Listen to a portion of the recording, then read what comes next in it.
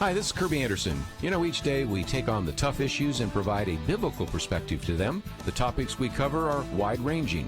Apologetics, theology, prophecy, creation and evolution, intelligent design, marriage, family, child-rearing, the millennial generation, friends and society, politics, economics, business, religious liberty, the Constitution, public policy, foreign policy, military policy, tensions in the Middle East, abortion, homosexuality, pornography, sexual ethics, media, technology, history, and America's godly heritage.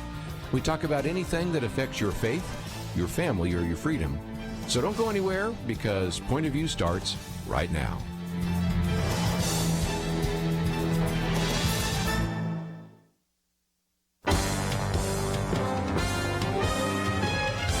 Across America, live. This is Point of View.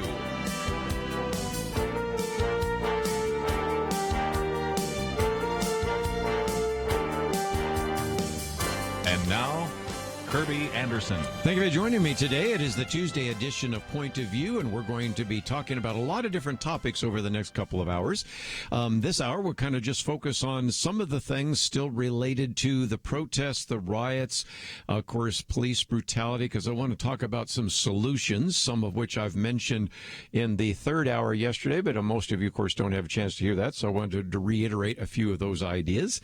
And then next hour, we have George Barna with us for about half an hour as we talk about some of the research being done by him right now in the Cultural Research Center, related in part to this whole issue of absolute truth. So I think it's going to be a great conversation with him.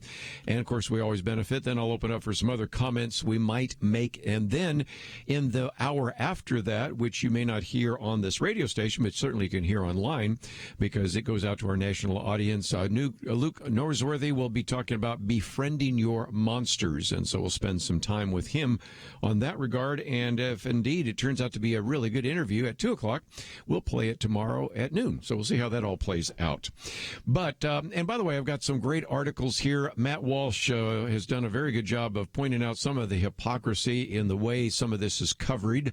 We also have another autopsy report on George Floyd and his death, so I want to talk about those issues. But I thought I'd start at least this segment with a question. And it's a question for those of you that have been parents, but even if you've never had a child, maybe you've been a teacher somewhere or something else, and that is, if you reward bad behavior, what happens?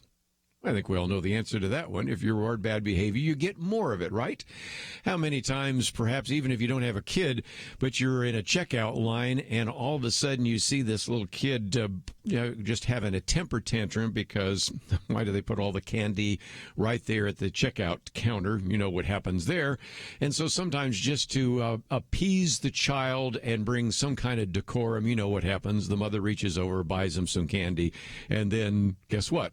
The lesson is learned that the next time I'm going to do it again. And even if young children don't have a lot of logic, they can figure out that when I do this, this happens. And when I do bad things, things that I want happen, and so you reward bad behavior. Well, I ask that because I really want to come back to the riots. And first of all, let me make a distinction. Apparently, there are a lot of people in the media that don't understand the difference between a protester and a rioter. Anderson Cooper being one of the worst offenders of that last night, but let's just try to see if we can try to hold this distinction, which is a very good one, out for everybody to try to understand. And that is, a protester is someone is holding a sign, marching in the street, expressing his or her point of view, but still obeying the law, not hitting anybody, not hurting anybody, not damaging any property. Whereas a rioter is somebody throwing rocks at law enforcement, trying to break the windows of cars, stopping cars, throwing things on them, beating up bystanders. So that's the distinction. And if that is difficult to understand, I don't know what else I can say other than that there are two different groups here. And the attempt oftentimes for people to conflate the two so that it makes it look like when, for example, the Attorney General or the President says that we need to bring law and order into the streets and make it look like we're trying to destroy the opportunity for people to protest. That's not what we're talking about. But with that as a background, We saw riots really break out in Minnesota and in Minneapolis and in many places around the country. And I've read it more than once where some of the mayors, some of the police chiefs, and some of the others have said that probably the best way to handle these riots is just let them play out. You know, no confrontation with the police. They're going to knock out some windows. They're going to destroy some cars. They're going to set fire to some police cars. Just, you know, let's not have a lot of arrests. Let's just, you know, try not to be anything that would be provocative.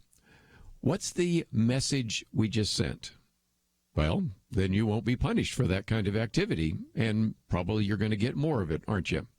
And so that's one of the concerns. Here's another one. We have all sorts of individuals that are rioters who are in jail, and guess who's bailing them out?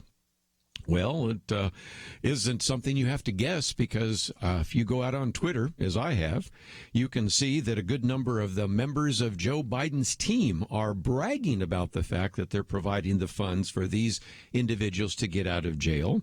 There are a number of Hollywood celebrities that are bragging about this as well. And again, you might say, well, these are just peaceful protesters. They're not rioters. No, think this through. If indeed, I just mentioned a minute ago, the instructions sometimes from the mayors and from some of the police have been what? You know, let's not have a confrontation. But when finally somebody, you know, swings at a police officer or does something that is incredibly violent, then they have to put them in jail.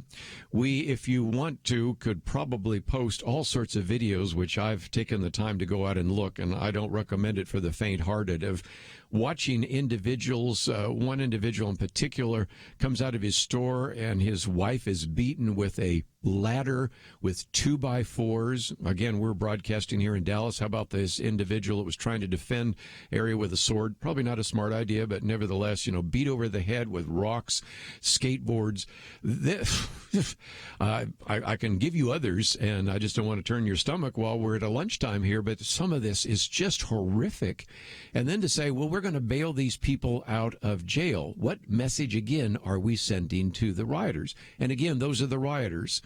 And I put them in a different category, the people that have inflicted harm on other individuals. Some people have died. A good number of these people, I think we're going to now start finding out, have been permanently disabled, and we're bailing them out of jail. Does that make any sense? One last one. I'll use the Dallas example. Last night, there was a march to the bridge, and then the protesters were told by the police to go home and to leave, to go back to their cars. The protesters said, we're not going to leave until you kneel in front of us. Really? Really? Now, if you think that's a one-off, by the way, I've got this article here from North Carolina, which I'll talk about in the National Hour, where you had about 60 police in North Carolina, in Fayetteville, North Carolina, in order to show their support, kneeled before the protesters there in the streets. Now, again, I understand you want to show your support, and I understand that you want to say, look, not all police officers are not like the individual that killed George Floyd. But think about this. Just imagine if you are in a situation where the police tell you to turn around and you say, well, you know, I've lost my father or I've lost my brother, so if you'll kneel in front of me, then I'll turn around. As sad as that is, and they might even feel obligated to give you a hug or something like that, but just think about the prerequisite before I'm going to obey your lawfully given order is to require you to kneel before I will leave.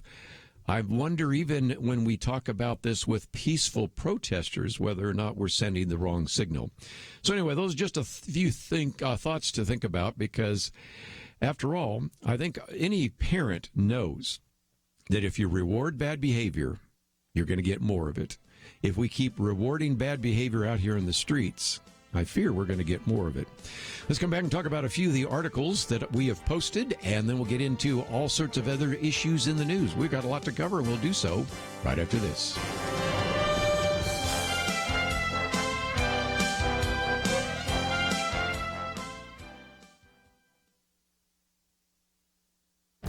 This is Viewpoints with Kerby Anderson. Whenever this country has faced a national emergency, our political leaders have increased their power and authority.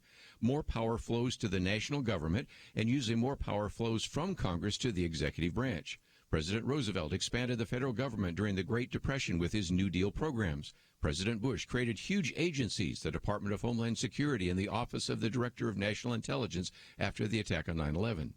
The exception has been the response from the Trump administration during this pandemic. Although the president's critics have often accused him of being a dictator, some would have to admit that they were surprised that he has encouraged governors to make more of the decisions while clearing away federal regulations that may have prevented a more effective response. So far, federal agencies and departments have taken more than 600 regulatory actions. These were proposed as temporary actions of deregulation, but President Trump signed an executive order last month directing these agencies to review the actions and determine which, if any, would promote economic recovery if made permanent. Truck drivers that are hauling emergency supplies have been given more flexibility about their hours. Seniors have been allowed to consult with their doctors using FaceTime or other forms of telemedicine. Colleges have been allowed to ramp up their distance learning without governmental red tape. The Trump administration seems intent on keeping this coronavirus crisis from expanding the federal government. And if these new ventures in telemedicine and offline education are working, why should they stop when the crisis is over? Why shouldn't these temporary waivers be made permanent? What usually follows national emergencies is more power consolidated in the federal government. The Trump administration seems to be breaking that typical pattern in American history. I'm Kerby Anderson, and that's my point of view. For more information about issues covered on Viewpoints, visit pointofview.net. Pointofview.net.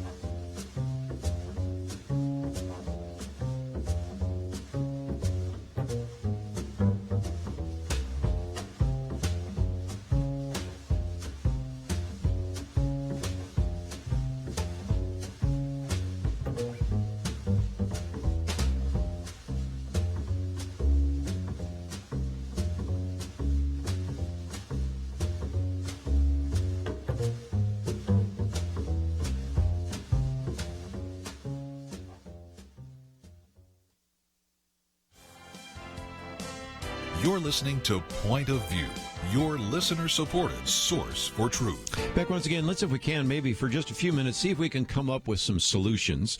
Because one of the frustrations I have, and I don't know if you read as many articles as I do, I hope you don't, I wouldn't wish that on my worst enemy, but nevertheless, I try to read a lot of things, especially by individuals that don't necessarily agree with me. And I go to special websites that identify some things that are going viral, maybe kind of in the liberal biosphere.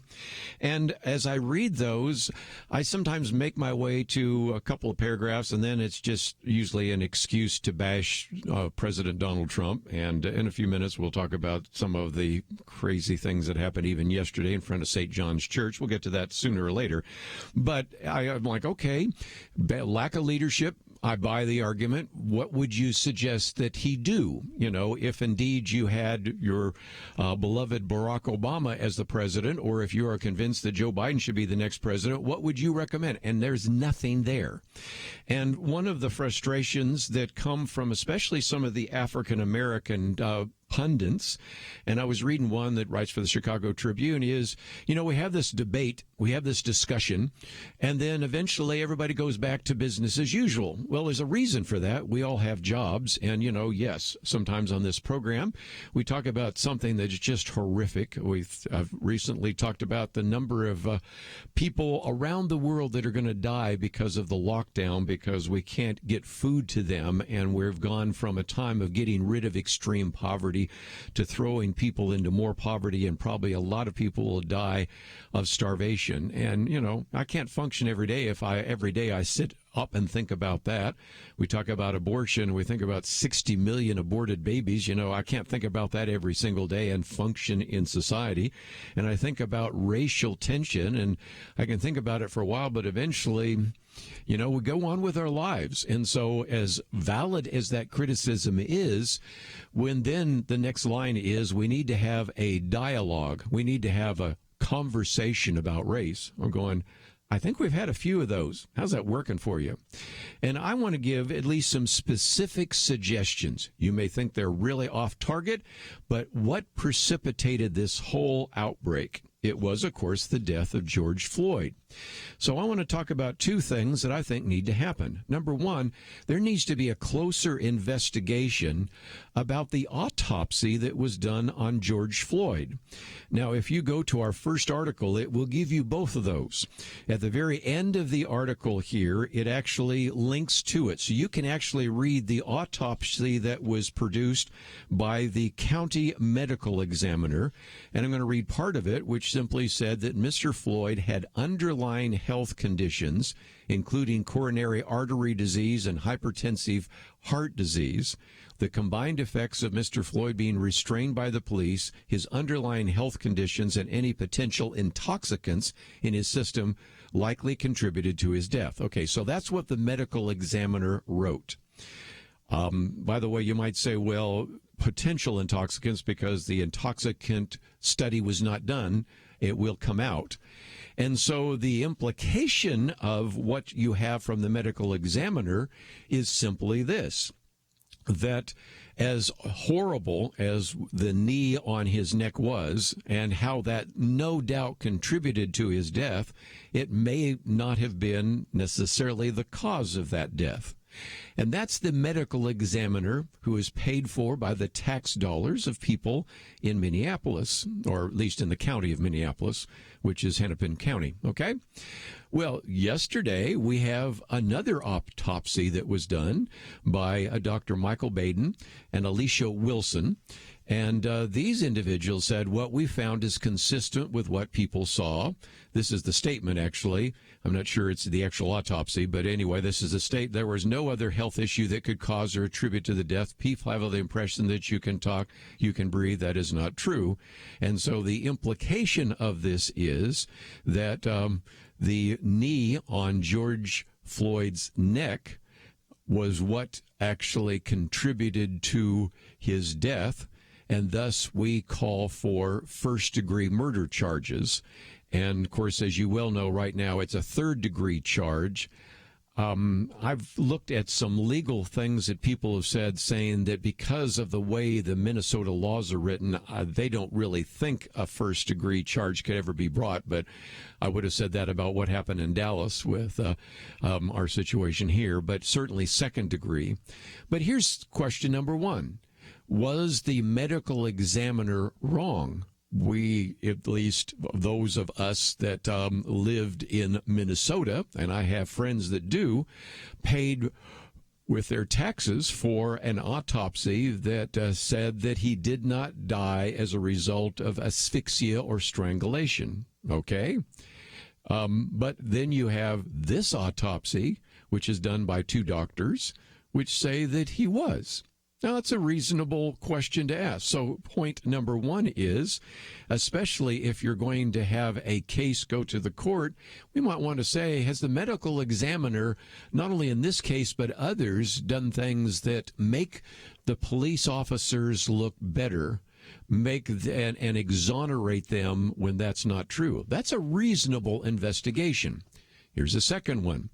What about the role of these police units and these police unions that have taken place? Because John Fund, who used to be with the Wall Street Journal, now with National Review, points out that we, in the past, have had a very sorry history of police brutality, going all the way back to some of the Jim Crow police departments, he points out. And he gives us pretty good documentation, which I'll get to in just a minute, of the fact that there are people that know a lot more about this than you and I do, of expressing their concern. And we do know that the individual that put his knee on George Floyd had 18 complaints, but only 2 of them were even reprimands in his file. The Asian man who was watching had 6 complaints, one of which is still open, and as a result, there was a lawsuit that they eventually settled for $25,000. And I've read one of the testimonies of an African-American who was roughly held and dealt with by this individual. And another officer was even said that he was subjecting people to cruel and unusual punishment. So with that as background, here's another very legitimate action, not just for now Minneapolis, but nationwide.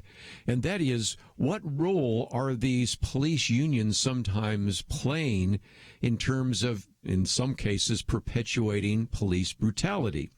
Here again, John Funn quotes from, for example, one individual who was the commander of the New York Police Department. By the way, let's mention that the mayor, de Blasio, sometimes is tangled with the unions, but nevertheless sort of sometimes back down just because of their political power.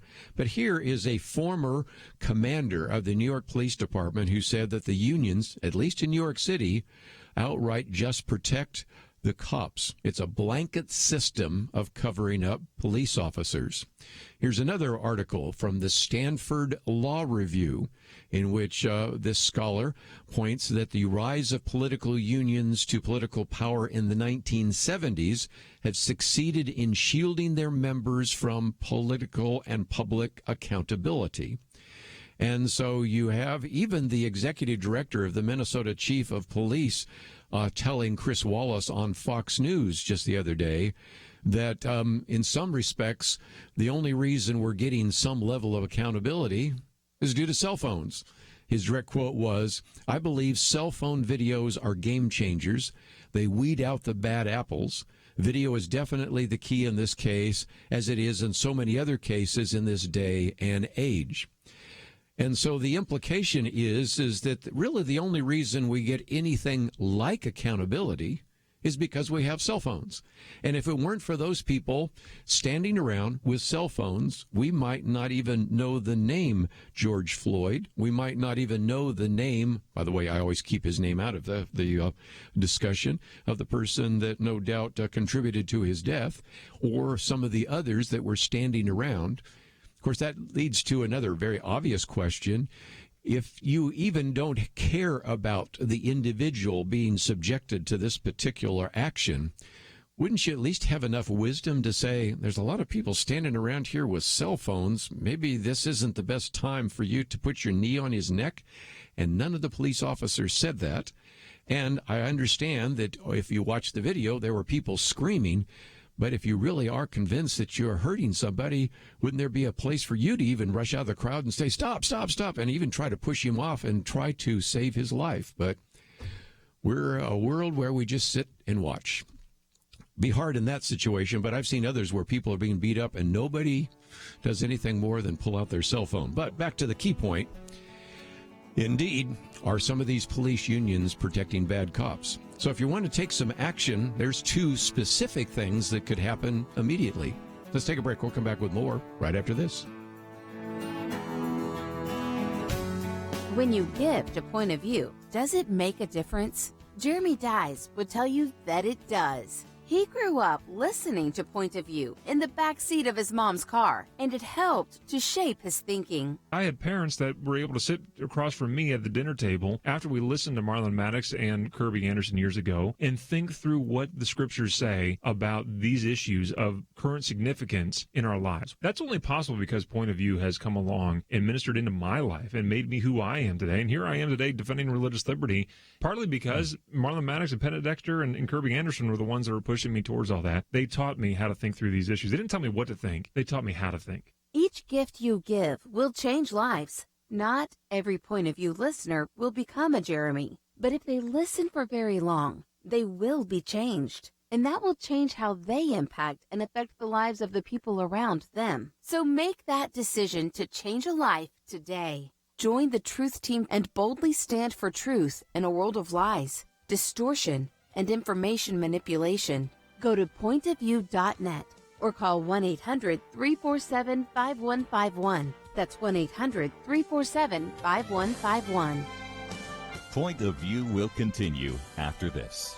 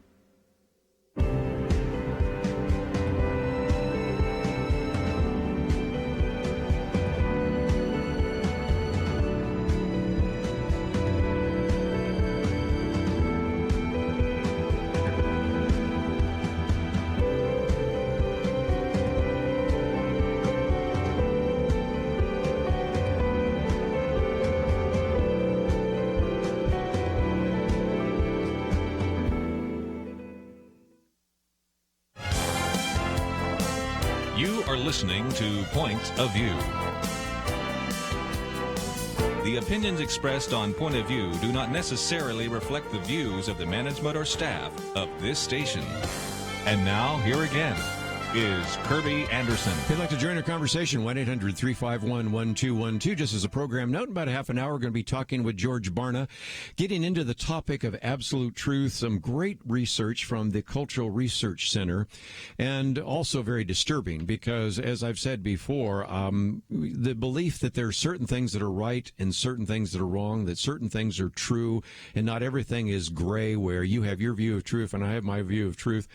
Believe me, I would not want to be in a court of law with a jury that doesn't believe that in absolute truth. I frankly wouldn't even want to drive up and down a freeway with people that don't believe in absolute truth. And so we're going to get into that in some detail, but let me cover a few more issues real quickly. And one of those, our second article, is actually an article about an individual we've had on this program before, Matt Walsh. And that is that he has posted a series of threads, and they're very well done. And this is actually written in, I think it is, what is it, Red State? Isn't that where that was? Yeah, Red State, in which they were pointing out how sometimes the media has lost their minds, or they certainly, in one way or another, have different standards. Now, that's no surprise to any listener to Point of View, but I thought this was really pretty good because it illustrates, again, the remarkable flip-flop from people in the media. If they don't like what you are saying or doing or what you stand for, then you are a problem. If they do like what you stand for, then immediately there's no problem.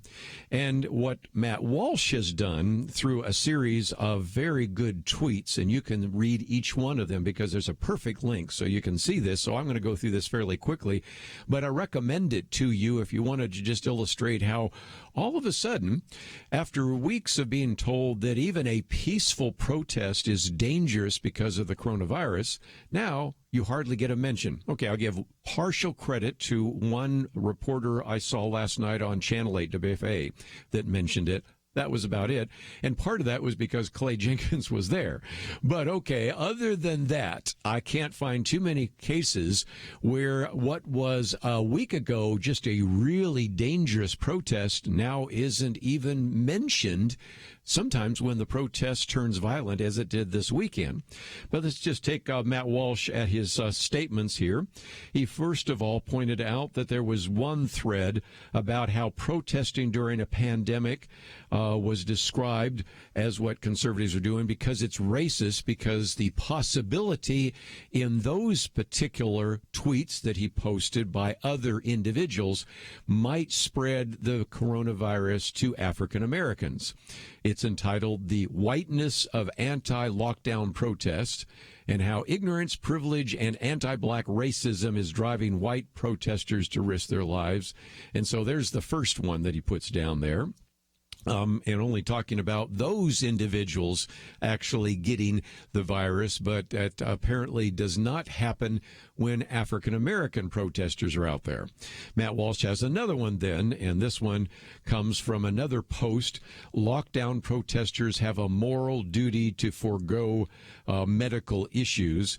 And so, again, the argument was made that if indeed any of these protesters do catch COVID-19, then they should not actually go to the doctor or to the hospitals, because once they went out on the street, they gave up their right to get medical treatment, which, again, is hard to believe people were saying this. But, again, if Matt Walsh hadn't documented all of these, I would have just assumed that some of those come from the Babylon Bee or the Onion or something of that nature. Then another one, of course, making the case that any protest is responsible for spreading the virus in an irresponsible way. This comes from an article, actually it was in The Guardian. U.S. lockdown protests may have spread virus widely. Devices associated with protesters traveled up to hundreds of miles after rallies where few precautions were taken. And again, that was a big issue, hardly even mentioned now when we've had these protests over the weekend. And then a couple more. Protesting is suicidal. This one, of course, actually is in Fox News. Jimmy Kimmel talking about how all these Trump-supporting people will maybe get the virus. Maybe we even hope they die, but again, I don't know how much he said there, but nevertheless. Then also some that they're devastatingly worrisome. That again, the protest in Michigan, just horrific. Protest in Minnesota, no problem there at all. And then a couple others, this one about the recklessness of the anti-lockdown protesters. And then another one, emergency worker in Denver gets anti-lockdown demonstration. And so it goes on and on. I mean, I am only now to about the fourth page of a whole series. But he said one of his favorites was that according to some individuals, that by protesting, we're twisting the idea of liberty. what the anti-lockdown protesters don't get about their freedoms and the framers of the Constitution. And so, if nothing else, Matt Walsh, after going through all of these, and I've skipped a few, says what we've learned is that if you want to protest during a pandemic, do it safely by burning down buildings, being random bystanders, and you'll escape from criticism of the media. So anyway, a little bit over the top there, but, that's what Matt Walsh sums. But again, I thought it was a very good piece illustrating that up until this weekend, anybody who is out there protesting anything, the lockdown or the various nursing home deaths or whatever, they were actually spreading the virus. But now, no problem at all. That's just not an issue whatsoever. Which brings me, just before we take a break, to the one that probably more people have criticized the president for than anything else. And if you're not familiar, the president yesterday was speaking at the Rose Garden.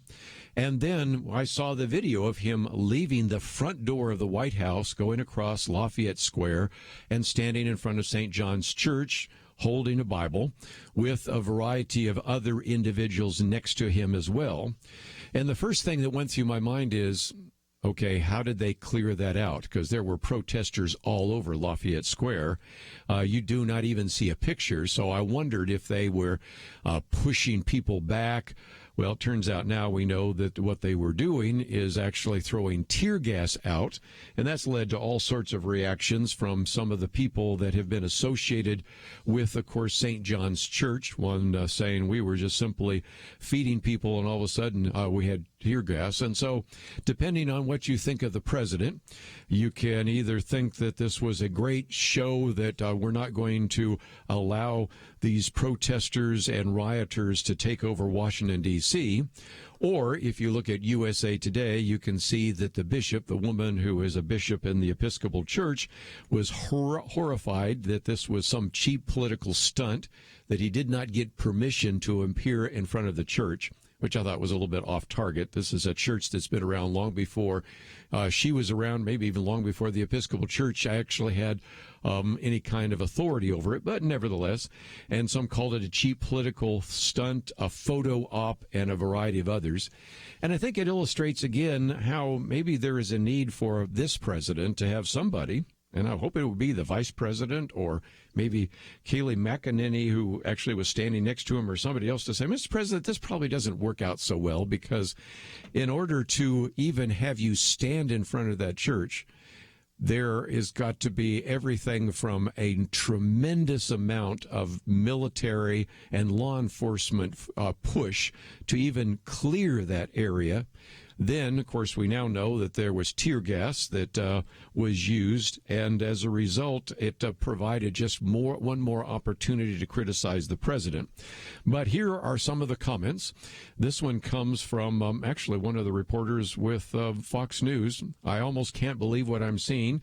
The President of the United States just walked out the front door of the White House and into Lafayette Square, the epicenter of the D.C. protest, to visit historic St. John's Church, which was set on fire last night.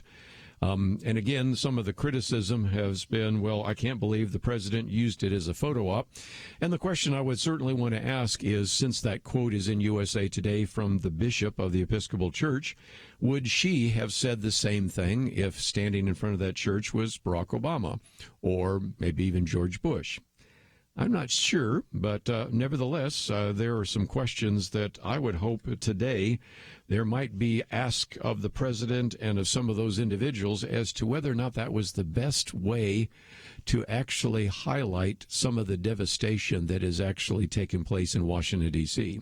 And if you have not looked at the pictures, the videos of people getting beat up are very disturbing. But the pictures, you can just go to Associated Press right now. They've got an incredible photo library, and it is horrible to see what has happened in Washington, D.C. I can just imagine families, maybe as the lockdown ends, going to Washington, D.C., and just the graffiti that is on almost every one of these monuments, and the fires that have been lit, and the destruction that has taken place. And this is in our nation's capital, where we have probably more law enforcement and military than anywhere else, perhaps in the country. So if you want to say we've lost control, Maybe we have. Mr. President, probably wasn't a very good idea to stand in front of the church, but nevertheless, we'll move on to some other topics right after this.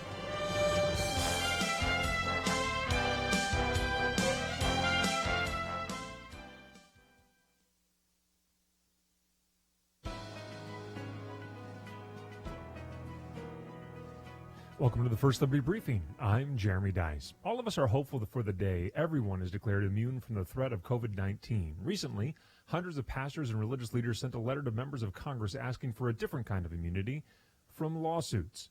As Kelly Shackelford, our firm's president, said in written testimony submitted to the Senate Committee on the Judiciary, whether Orthodox Jewish synagogues in New York, inner-city churches in Houston, or faith-based nonprofits providing spiritual and humanitarian relief from coast to coast, these religious organizations and their leaders are each concerned about how a new threat to our nation's faith communities, a swarm of lawsuits blaming houses of worship and religious ministries for any person who attended a religious gathering or received food or shelter from a charity or ministry and subsequently contracted COVID-19, unquote. Sure, the lawsuits might ultimately prove meritless, but should churches, synagogues, and others really have to litigate these claims? That's why we worked to spearhead a letter signed by nearly 300 religious leaders around the country asking Congress to include immunity from lawsuit for America's houses of worship as they reopen. Churches, synagogues, and America's houses of worship have provided critical care, comfort, and calm in the midst of the uncertainty caused by a worldwide pandemic. They should not be punished for their many kindnesses by a wave of lawsuits when this is all over.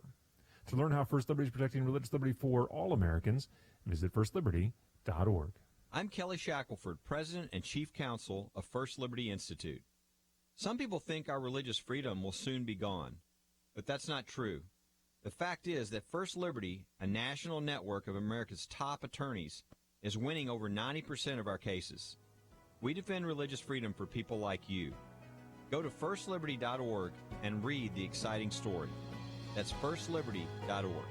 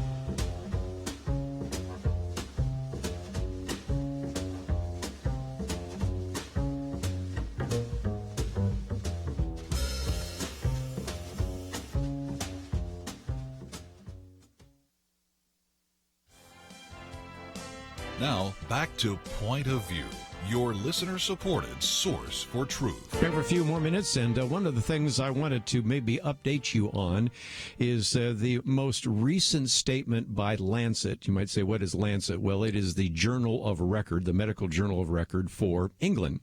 And it is a statement about hydroxychloroquine. Now, we've talked about this before, and in some respects, it illustrates how some people have called any reaction to what the president says as Trump derangement syndrome. Probably better if the president hadn't spent so much time looking like he was a salesperson for hydroxychloroquine. But as soon as he said anything positive about it, it's almost like everybody went out of their way to show that it was not safe and effective as a treatment for COVID-19. Now, you've got to recognize that this particular drug has been used for, the best estimates are 65 years.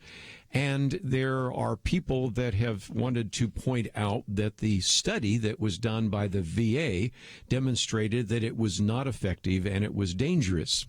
So, with all that as background, let's now figure out what actually took place. The Lancet, which is, again, the medical journal of record for the UK, issued a correction on a large observational study that linked the use of the anti-malarial drug hydroxychloroquine with increased death risk in COVID-19 patients, with more than 100 scientists and medical professionals raised questions about the integrity of the data analyzed in the study. The open letter lists 10 major concerns about the statistical analysis and data integrity. The bigger issue is simply this. I won't go into all the statistics, but it is kind of interesting that the study that came from the VA, which was used to show that the president was actually engaged in malpractice, if you will, was interesting because, as the study points out, generally by the time a patient is hospitalized, the virus has progressed to a later stage in which the treatment is less successful. If you have been to even one of these Dallas rallies, and I have not, but I've watched them online, almost always they bring at least one doctor out, and she oftentimes has pointed out how she has used these effectively in the patients, but not when they're at the end stage in the hospital. And so the studies of this idea of hydroxychloroquine and its effectiveness, such as the one done by the VA, and apparently the more recent one reported in The Lancet, which I just talked about a minute ago, were limited to the later stage hospitalized patients, and as a result were obviously less effective. And the study also eliminated the essential zinc component of it as well. All of that to get into the basic bottom line. In other words, the studies seem to decide, and actually seem to even be designed to exclude the kind of treatment that was used by doctors to be effective in the first place. And so, in case you were wondering, you for weeks went back and forth, president making a statement, then people contradicting him.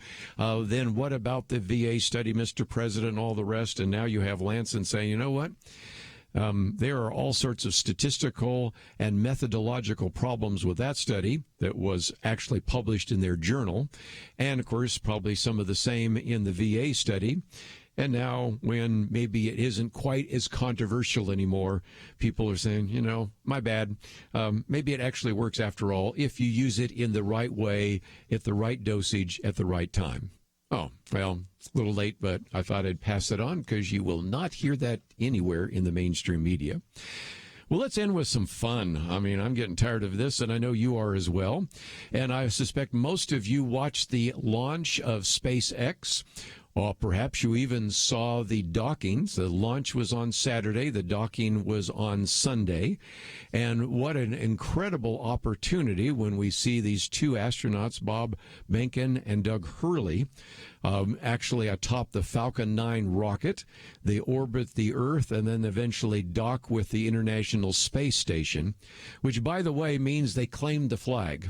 You remember the old capture the flag? Well, they captured the flag. And if you're not familiar with that, back when we no longer were sending individuals into space, the idea coming from, let's give credit where credit is due, President Barack Obama, was to leave an American flag from U.S. soil on the International Space Station, with the idea that once this public partnership, public-private partnership would develop, the first crew to make their way to the International Space Station will capture the flag.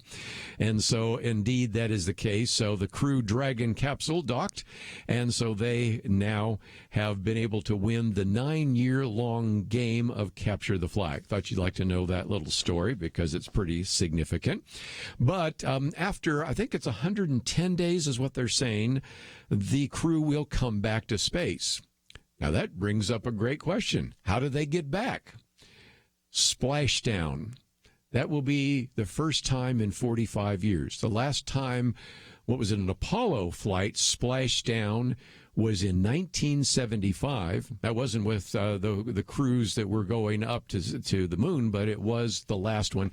I guess there's technically one in 1976 where a Soyuz splashed down in a frozen lake in Russia, but that doesn't really, I think, count. So anyway, it's been 45 years.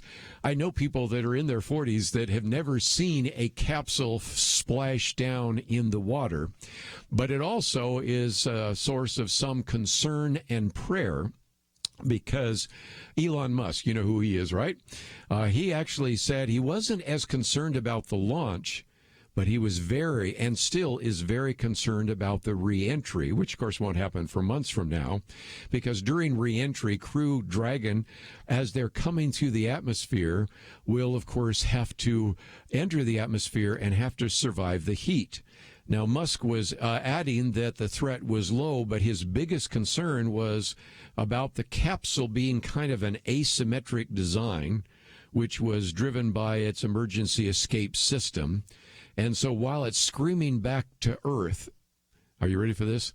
25 times the speed of sound. That's how fast it's coming back into Earth.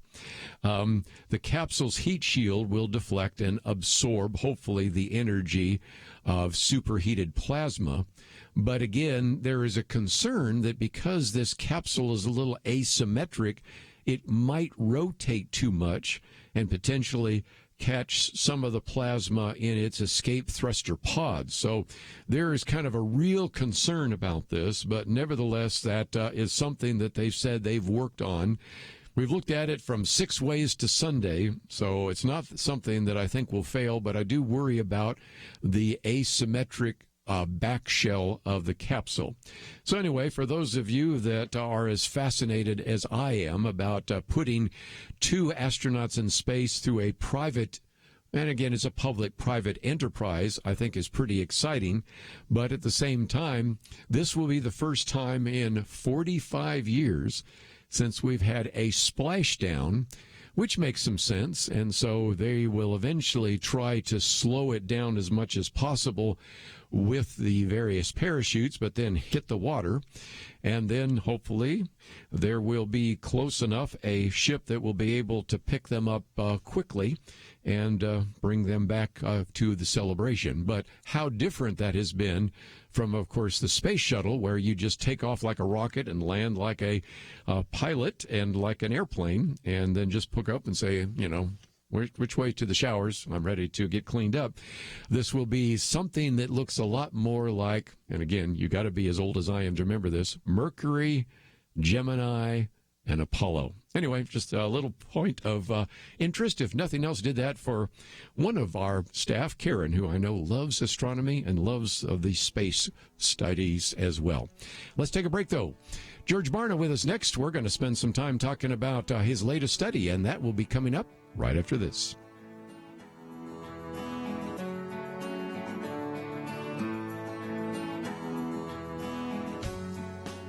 Having civil conversations about important issues seems to be harder and harder. Various media outlets tell people what they should believe, why they should be outraged, and getting people to actually think, well, it can be difficult. Whether it's the gospel, tax issues, social policy, or just about anything else, you need to have solid information and clear thinking to address the hard issues. You need God's truth applied. And that's what you get in less than 2 minutes with Point of View's Viewpoints Commentary, a daily resource to help you be informed and think through the things we need to be talking about. It is free and will arrive in your inbox each day when you visit pointofview.net/signup. Sometimes we know we should say something, but we're silent because we're not quite sure what to say.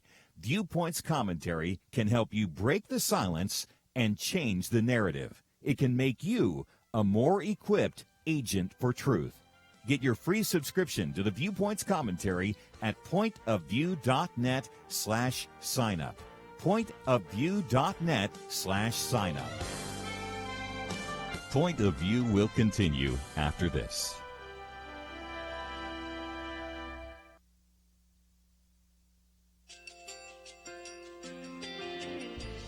I just want to thank you so much for all the wonderful programming you have.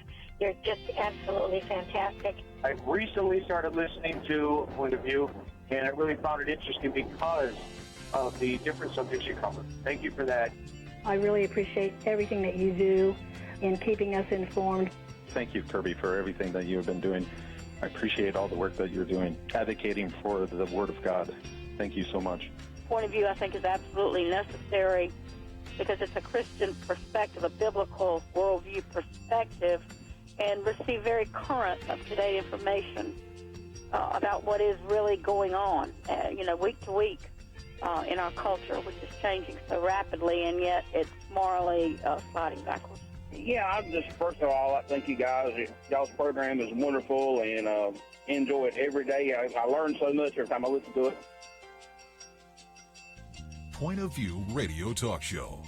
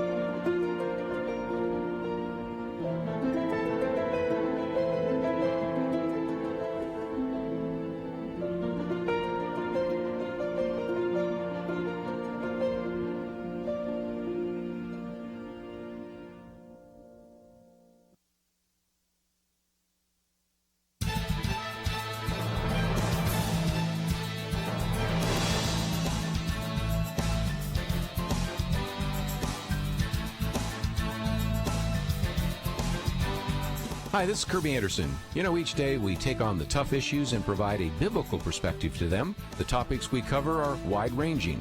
Apologetics, theology, prophecy, creation and evolution, intelligent design, marriage, family, child-rearing, the millennial generation, trends in society, politics, economics, business, religious liberty, the Constitution, public policy, foreign policy, military policy, tensions in the Middle East, abortion, homosexuality, pornography, sexual ethics, media, technology, history, and America's godly heritage.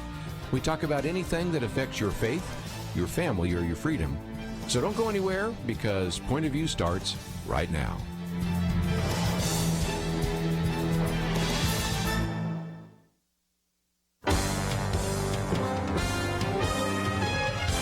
Across America, live.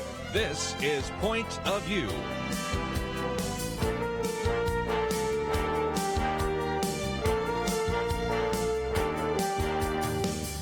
And now, Kerby Anderson. Thank you for joining us for the Tuesday edition here of Point of View. A little bit later this hour, we will get into some of the issues in the news.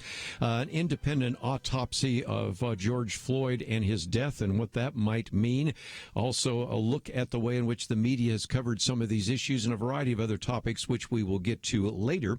But we are privileged to have for this first half hour here an individual that we've interviewed many times before, George Barna, who's professor at Arizona Christian University, also the president of the Cultural Research Center, and we have a link to that because we're going to be talking about one of the studies that he's done on Americans see many sources of truth and reject moral absolutes. In the past, of course, he was the founder of the Barna Group. He is also a fellow at the Townsend Institute, but it gets into a topic we certainly address so often because we talk about the fact that we seem to be in this post-truth culture, a post-modern culture, and so again, we come back to this very important issue of moral absolutes. So, George Barna, thank you once again for joining with us. Oh, thanks, Kerby. It's good to be here again. Let's, if we can, get into this in more detail.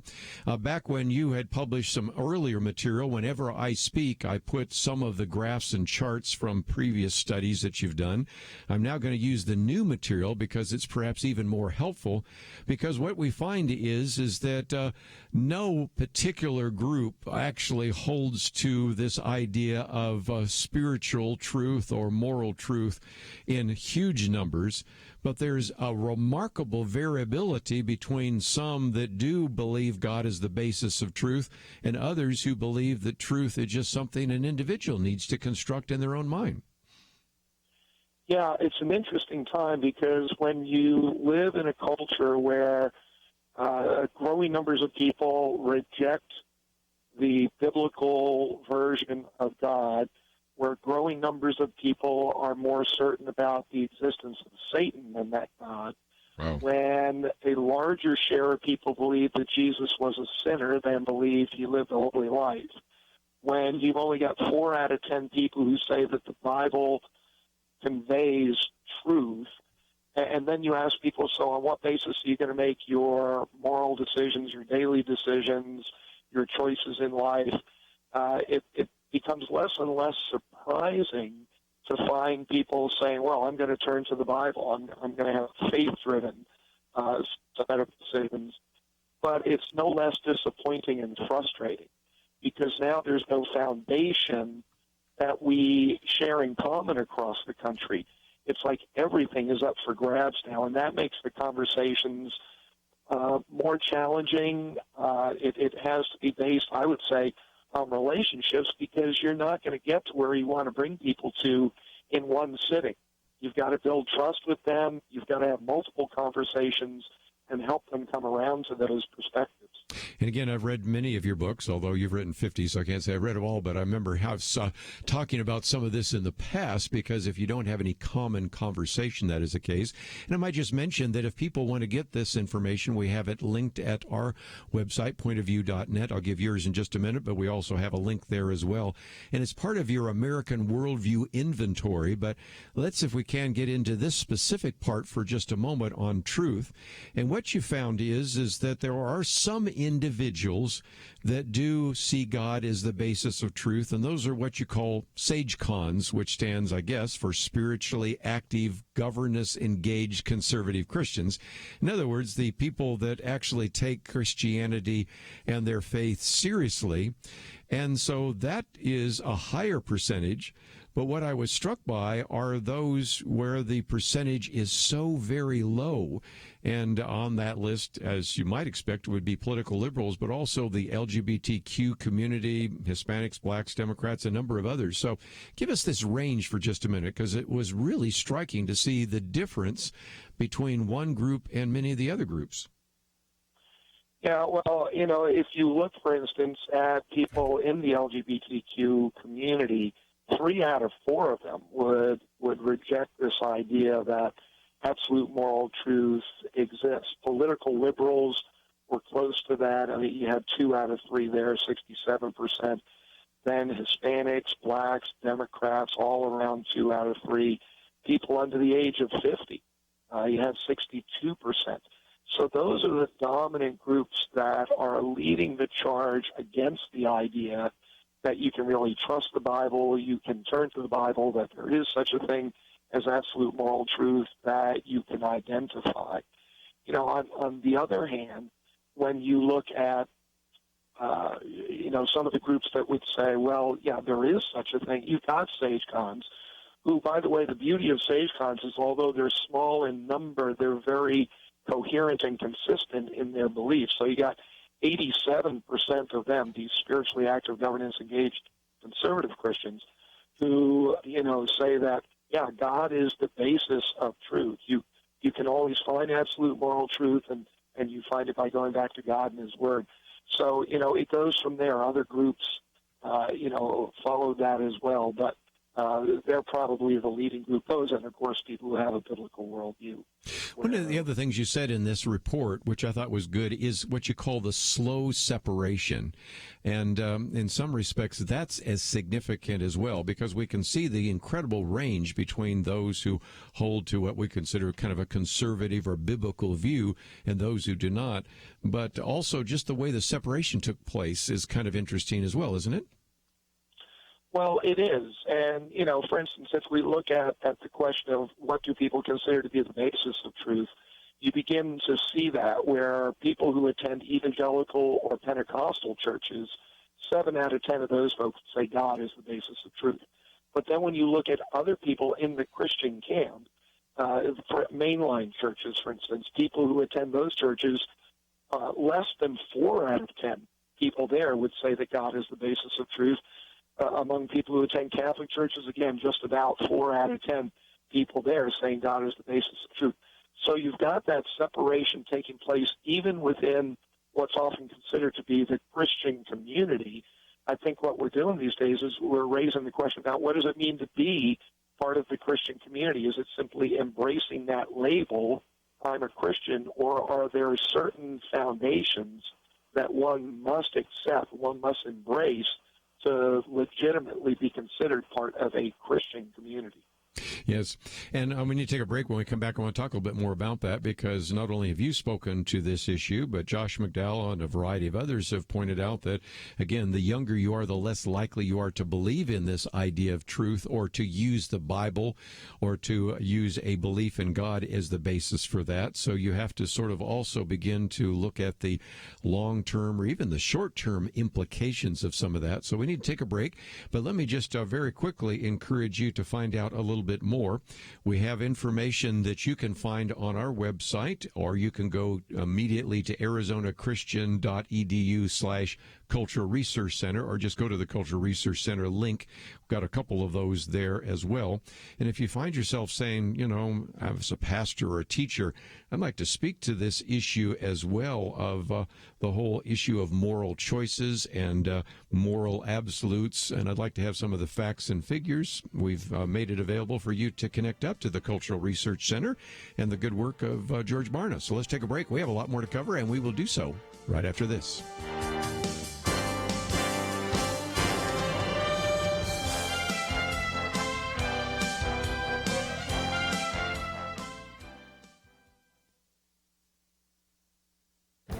This is Viewpoints with Kerby Anderson. Whenever this country has faced a national emergency, our political leaders have increased their power and authority. More power flows to the national government, and usually more power flows from Congress to the executive branch. President Roosevelt expanded the federal government during the Great Depression with his New Deal programs. President Bush created huge agencies, the Department of Homeland Security and the Office of the Director of National Intelligence, after the attack on 9/11. The exception has been the response from the Trump administration during this pandemic. Although the president's critics have often accused him of being a dictator, some would have to admit that they were surprised that he has encouraged governors to make more of the decisions while clearing away federal regulations that may have prevented a more effective response. So far, federal agencies and departments have taken more than 600 regulatory actions. These were proposed as temporary actions of deregulation, but President Trump signed an executive order last month directing these agencies to review the actions and determine which, if any, would promote economic recovery if made permanent. Truck drivers that are hauling emergency supplies have been given more flexibility about their hours. Seniors have been allowed to consult with their doctors using FaceTime or other forms of telemedicine. Colleges have been allowed to ramp up their distance learning without governmental red tape. The Trump administration seems intent on keeping this coronavirus crisis from expanding the federal government. And if these new ventures in telemedicine and offline education are working, why should they stop when the crisis is over? Why shouldn't these temporary waivers be made permanent? What usually follows national emergencies is more power consolidated in the federal government. The Trump administration seems to be breaking that typical pattern in American history. I'm Kerby Anderson, and that's my point of view. For more information about issues covered on Viewpoints, visit pointofview.net. Pointofview.net.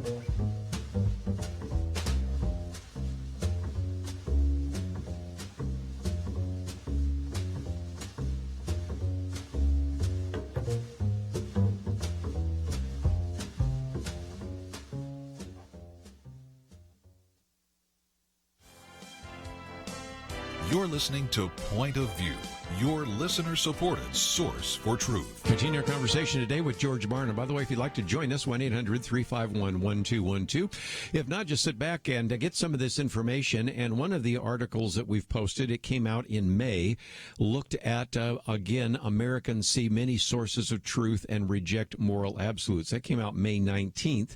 But I also want to spend just a little bit of time, George, if I can, talk about the survey that just was posted today, June 2nd. And that has to do with the perceptions of morality and moral choices. But before we get to the specific there, I did kind of end the segment by talking about the long-term trajectory, because as I look at the survey of moral absolutes and look at the younger you are, the less likely you are to believe in moral absolutes, there's a couple of implications. First of all, that means that more and more young people, if that trend continues, are going to reject the idea of absolutes. And the action item, I would think, for pastors, Sunday school teachers, small group leaders, and others, is to spend some time talking about how we can, in a sense, derive and how we can believe in moral absolutes because we believe in the Bible. We may not be able to convince the non-Christian world right now, but at least we could make sure inside the walls of the church that we have young people that believe in moral absolutes. And since their peers, and many them perhaps as well, don't believe in moral absolutes, that would be a pretty good action item, I would think, for any church in the country right now. Yeah, I think that's terribly important, Kerby. You're right. And, when you think about that kind of data, some people say, well, a bunch of numbers, so what? Well, the so what for me here is, first of all, we're looking at our future society. If we project ahead to what it means to have a culture where young people who become the leaders don't believe in absolute moral truth, don't believe in God, etc. Well, that's going to bring about different kinds of policy choices, a whole different kind of cultural context.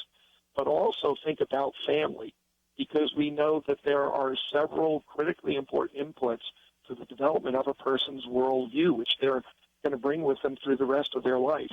Parents are among the most important. And so as we look at that group of young Americans and we recognize, gee, they don't have not only a biblical worldview, they're not willing to believe that there's such a thing as moral truths, absolute moral truths.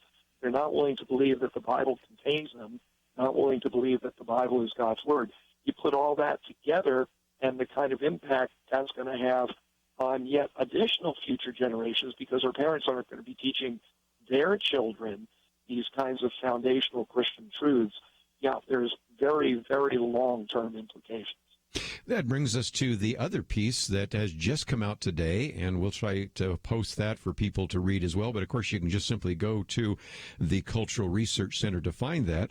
And that is, within the church, we find a real difference. And you even point out that in some respects, the shift has been in progress, as we just talked about.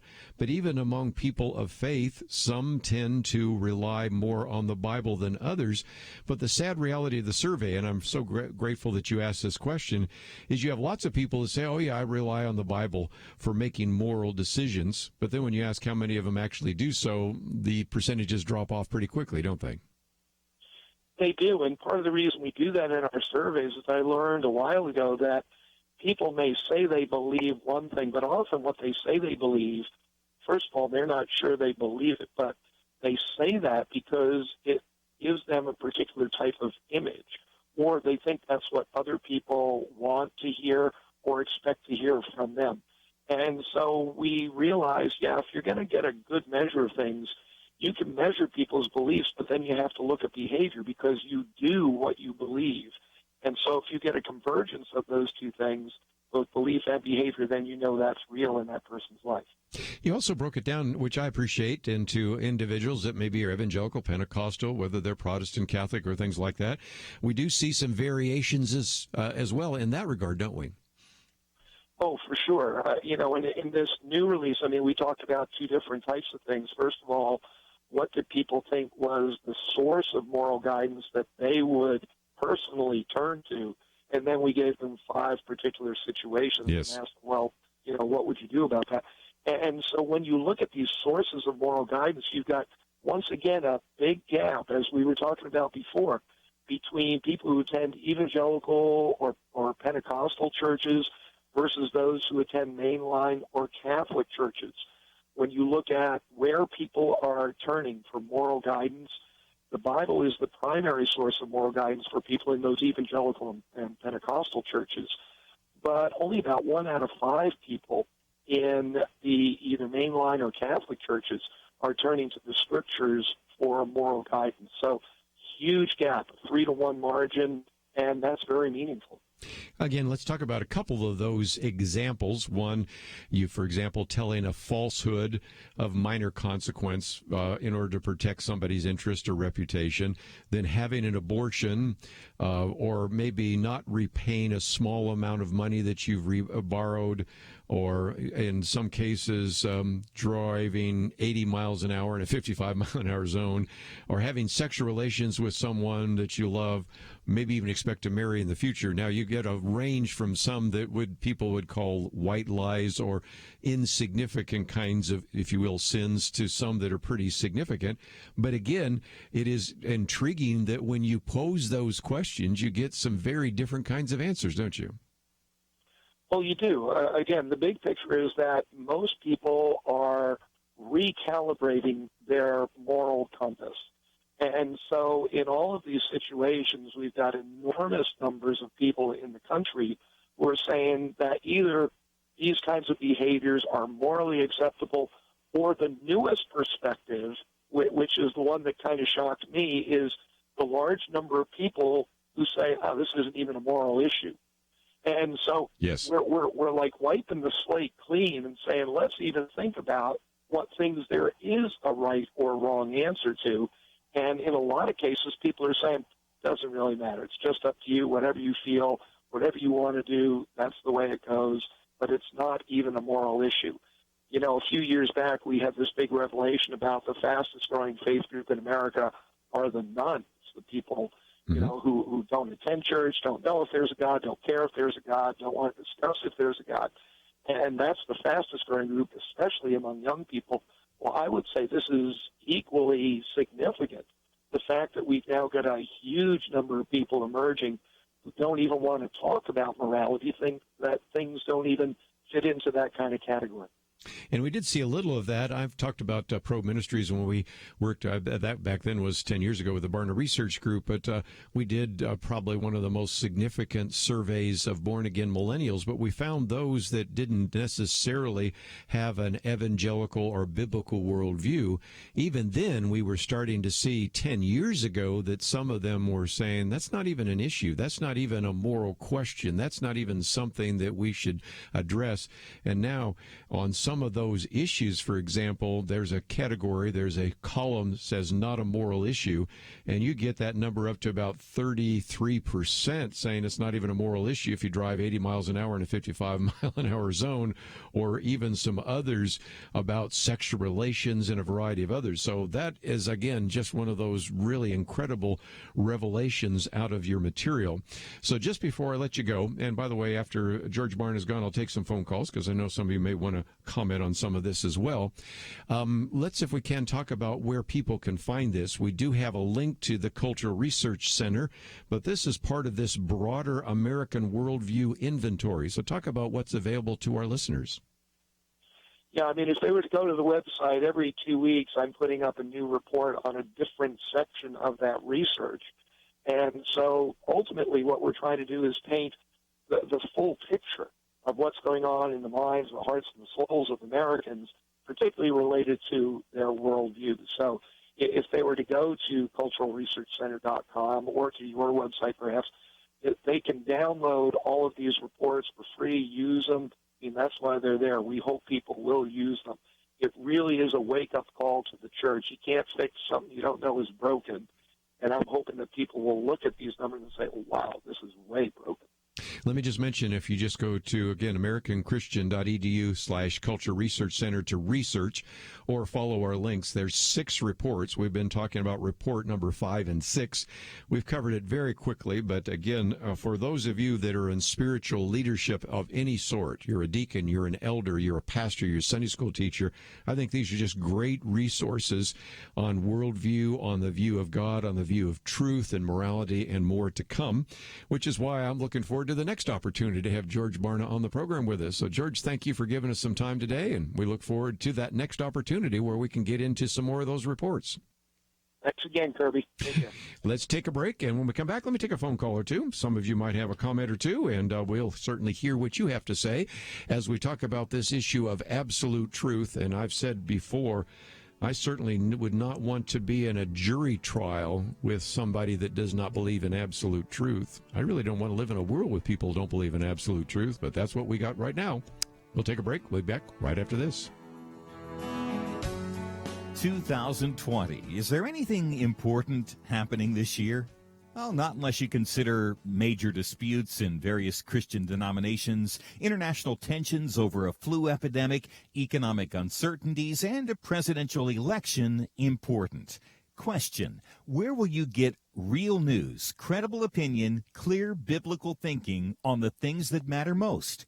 Answer: Point of View Radio with Kerby Anderson and the team. You can make sure their voices continue speaking loud and clear by taking a moment right now and joining the Truth Team. It's easy, but you do have to visit our website or make a quick call. Go to pointofview.net/team or call 800-347-5151.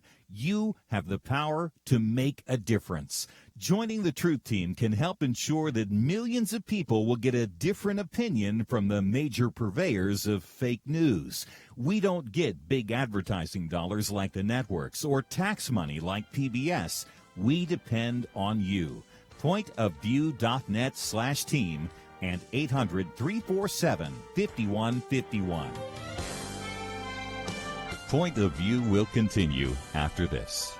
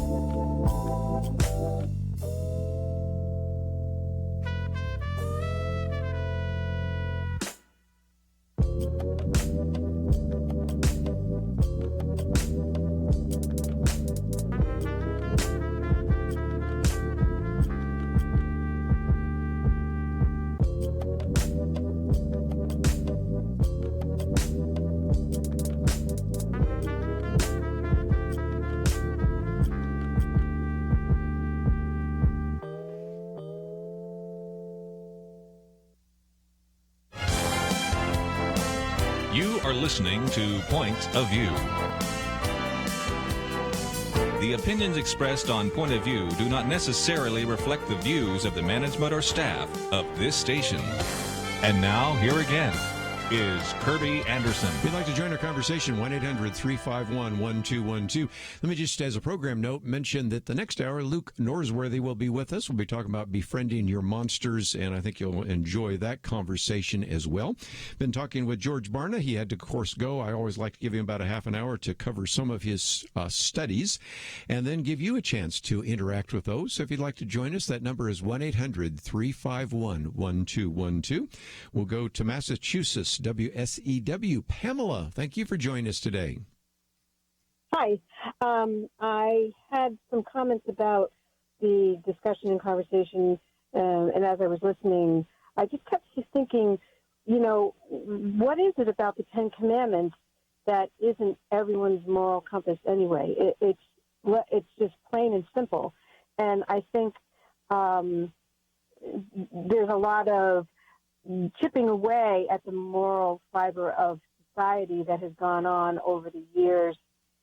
Even if you go back to the 1800s and just see what went on then and so forth and so on, it just keeps ebbing and flowing with a little bit of improvement and then like 10 steps backwards. So I believe it is the Ten Commandments, and they have been taken out of almost all of the public places. I'm a public school teacher. There is no prayer in school. We barely even say the Pledge of Allegiance.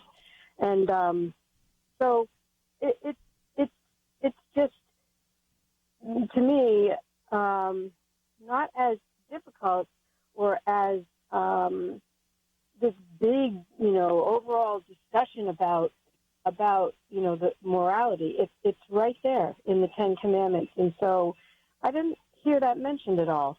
Well, I think you brought it up in a very good way, because in some respects we were kind of assuming that with our Christian audience, but let's come back and make explicit what maybe was implicit, and that is, yes, we have seen an erosion, and philosophically some of that took place, as you point out, over a century ago, in which you started having liberal scholars, even those who claim to be Christians, starting to say, well, I know what the Bible says, but that's not what it means. And so as a result, there was a desire to no longer use the Bible as a basis for morality, especially in some of the liberal seminaries and the liberal denominations. And eventually that leaked its way even into the evangelical fundamentalist charismatic churches as well. And, I'm a pretty simple person too. I just simply say, it says the Ten Commandments, either it's true or it's not. If it's true, I should follow it.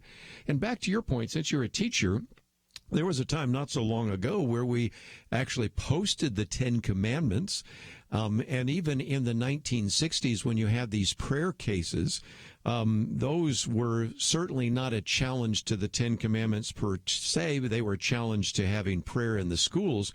But in 1980, in a case known as Stone versus Graham, the argument was that even posting the Ten Commandments in a classroom in Kentucky would be an unconstitutional establishment of religion. I, by the way, doubt that any of the conservative justices on the Supreme Court today would buy that. But once you said, well, we can't even post the Ten Commandments in the schools, we shouldn't be surprised that sometimes we have the anarchy in the streets today that we have, because we don't have young people that have been taught that there's certain things that are right and certain things that are wrong. And I think we need to start, first of all, in our own churches and recognize that some of the young people have, in some ways, bought into those ideas, and we need to come back and teach that. So I think your point's well taken, and it isn't just a Christian view. I've had Dennis Prager on this program, and he has talked about the Ten Commandments. His latest book is on the book of Genesis. Can't wait till I see a book that he has on Exodus and talking about the Ten Commandments and all the other biblical principles that we need to apply. So in some respects, this erosion of morality has happened over time, and we need to once again reestablish biblical ideas. And so thank you for your ministry that I know you're having in the public schools. Yes, and then it is there as best as I can try and, bring it forward in a respectful manner, just in terms of, the golden rules, and do unto others as you'd have done unto yourself, as same as love thy neighbor. And one last point to make is when to your point, people just kind of look the other way, or somebody swears and you don't correct it, or you don't help with the teachings of speaking respectfully to each other. Then here we are. And so I've always said it's got to be, we've got to have more etiquette and be able to address people in such a manner that you begin with a greeting, and then you even ask, is it okay if I, whatever you want to say, and then you go ahead and say it. But we just bombard everybody right in there with what we want to say, how we want to say it, when we want to say it, and it's just a shame, because the etiquette has all gone out the window too. But I appreciate your program, and I thank you for taking my call, and just have a blessed day. Well, thank you very much. Let me just mention, as she was talking about this, one of our booklets that we put out actually years ago on politicized culture has a whole section here on civility, and I probably just need to create an entire booklet on civility, because one of the arguments I'm making is that the reason we don't have civility is, first of all, we're not teaching, moral principles oftentimes in the schools or even in the public. But I also point out that until we get something that looks like a revival, we're not necessarily going to resolve all of our problems by even teaching, I don't know, I use the example, mismanners in the public schools, because it's a worldview issue there as well. So that is something to pay attention to. But again, civility, and I tend to use the word civility rather than tolerance, because tolerance has been so devalued in our culture today. Civility is this idea of the golden rule. And so if nothing else, just a good illustration of the fact that you want to treat others as they would certainly want, you would want them to treat you. We've got a number of other phone calls here. I think it's Juan. Luis, thank you for calling today. How are you, Mr. Anderson? Thank you for calling. I think you're calling from another country, so let's see if we can get your question on there, and then I will try to see if I can respond to it. Thank you, sir. My question is, what can the church in America do to get more believers to get to step 10 that George Barna lists as the steps to spiritual wholeness? Okay, very good. And kind of lost you there, but I think, and again, what he's talking about is there was a very good book, and again, I can't say I've read all 50 of George Barna's books, but I do have a pretty heavy shelf of George Barna books. One of them was called Maximum Faith, and it's the idea of how do we get into the process of discipleship, which, maybe that's a program we need to do. What does biblical discipleship look like? Obviously, the first step is to have a biblical worldview. If you're not thinking biblically, you're probably not going to be acting biblically. So, in some respects, Juan Luis is asking a very good question on step 10, but some people are back at step 1 or 2, which I think gets us back to the fact that we really need to do some things that involve biblical teaching, really biblical discipleship, which I think almost demands, if you will, a biblical accountability, because the body of Christ grows together. The scriptures talk about iron sharpens iron just as one man sharpens another. We need the body of Christ. We need accountability. We need to bear one another's burdens and all sorts of other biblical principles. So really, it's a wonderful question. It's one that, given the fact that I'm getting close to a break here, maybe I will postpone and see if we can maybe do a good program on discipleship. Or George Barna is supposed to come on again. Maybe I can get some of his thoughts about that as well. But let me take at least another phone call before we take a break, and we'll go to Missouri this time. Colin, what would you like to add to our conversation? Yeah, so I heard you talking and saying the truth, and the only difference in people are the ones you believe, and the ones you believe you trust to tell you the truth. That's Jesus Christ, God's living word, and we were created in his image. You'll trust him.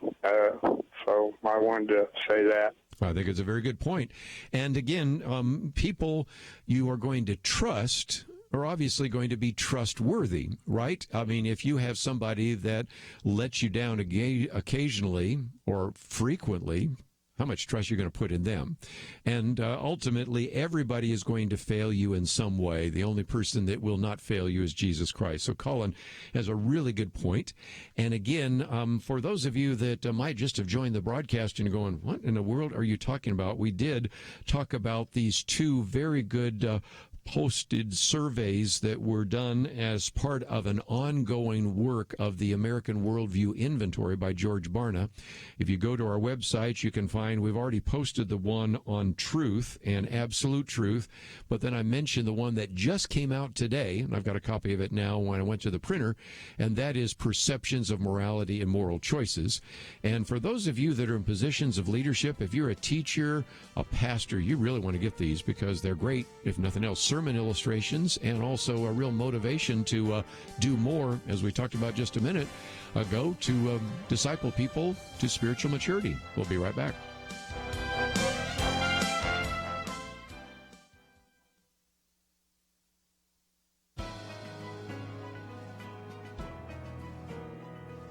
Welcome to the First Liberty Briefing. I'm Jeremy Dice. All of us are hopeful for the day everyone is declared immune from the threat of COVID-19. Recently, hundreds of pastors and religious leaders sent a letter to members of Congress asking for a different kind of immunity from lawsuits. As Kelly Shackelford, our firm's president, said in written testimony submitted to the Senate Committee on the Judiciary, whether Orthodox Jewish synagogues in New York, inner-city churches in Houston, or faith-based nonprofits providing spiritual and humanitarian relief from coast to coast, these religious organizations and their leaders are each concerned about how a new threat to our nation's faith communities, a swarm of lawsuits blaming houses of worship and religious ministries for any person who attended a religious gathering or received food or shelter from a charity or ministry and subsequently contracted COVID-19, unquote. Sure, the lawsuits might ultimately prove meritless, but should churches, synagogues, and others really have to litigate these claims? That's why we worked to spearhead a letter signed by nearly 300 religious leaders around the country asking Congress to include immunity from lawsuit for America's houses of worship as they reopen. Churches, synagogues, and America's houses of worship have provided critical care, comfort, and calm in the midst of the uncertainty caused by a worldwide pandemic. They should not be punished for their many kindnesses by a wave of lawsuits when this is all over. To learn how First Liberty is protecting religious liberty for all Americans, visit firstliberty.org. I'm Kelly Shackelford, President and Chief Counsel of First Liberty Institute. Some people think our religious freedom will soon be gone, but that's not true. The fact is that First Liberty, a national network of America's top attorneys, is winning over 90% of our cases. We defend religious freedom for people like you. Go to firstliberty.org and read the exciting story. That's firstliberty.org.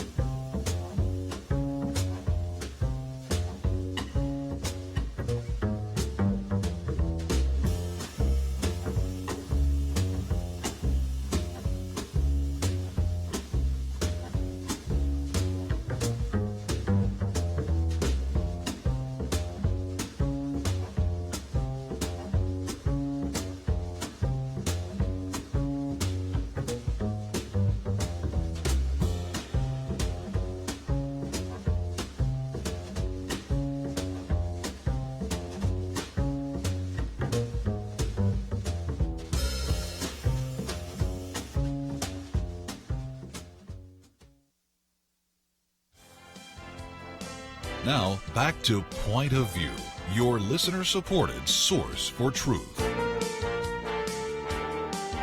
Back for a few more minutes, and let me just mention real quickly that what we're going to do in the next hour is talk with Luke Norsworthy, and I'll get to some more phone calls in just a minute, but one of the things I thought I might put on the table real quickly are some of the articles.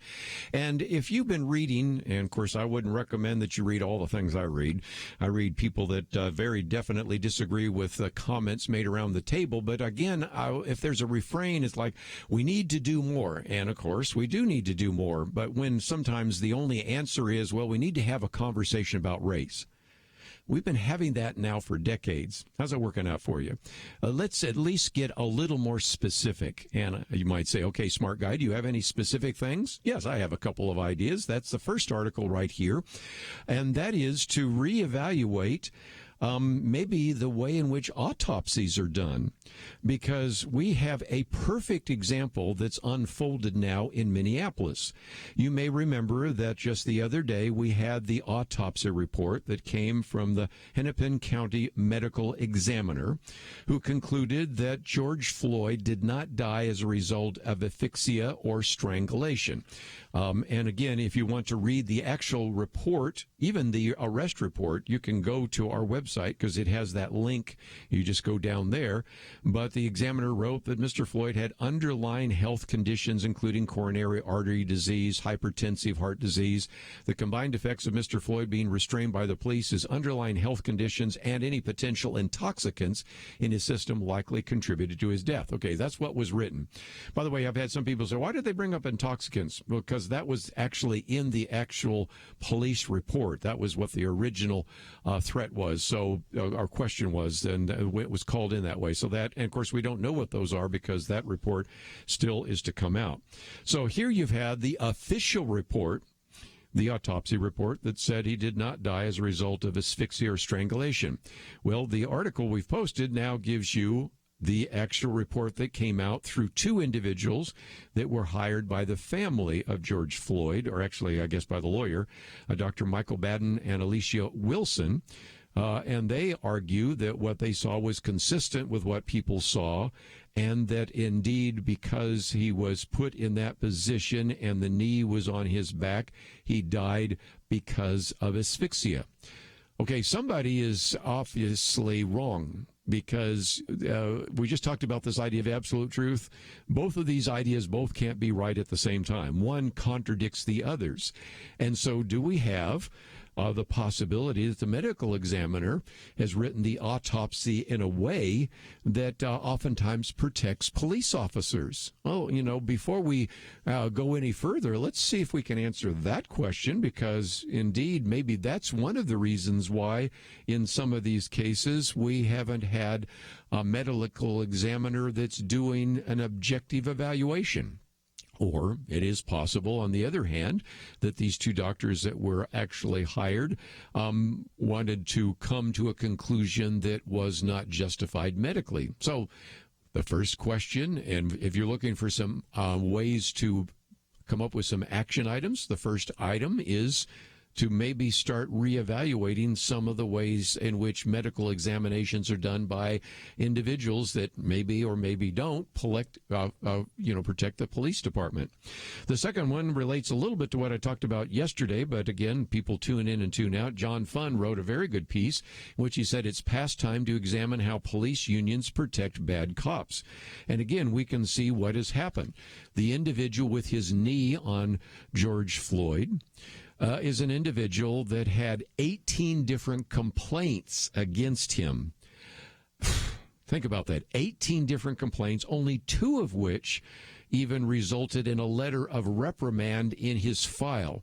This might have been a bad cop for a long time. How about the other officer, who's the Asian, who stood by while this restraint was taking place? Now, of course, we know that some of the others were putting their knee on him as well. He had 6 complaints filed with Internal Affairs, one of which is still open. They even had a lawsuit that the city of Minneapolis had to settle for, I think this one was $25,000.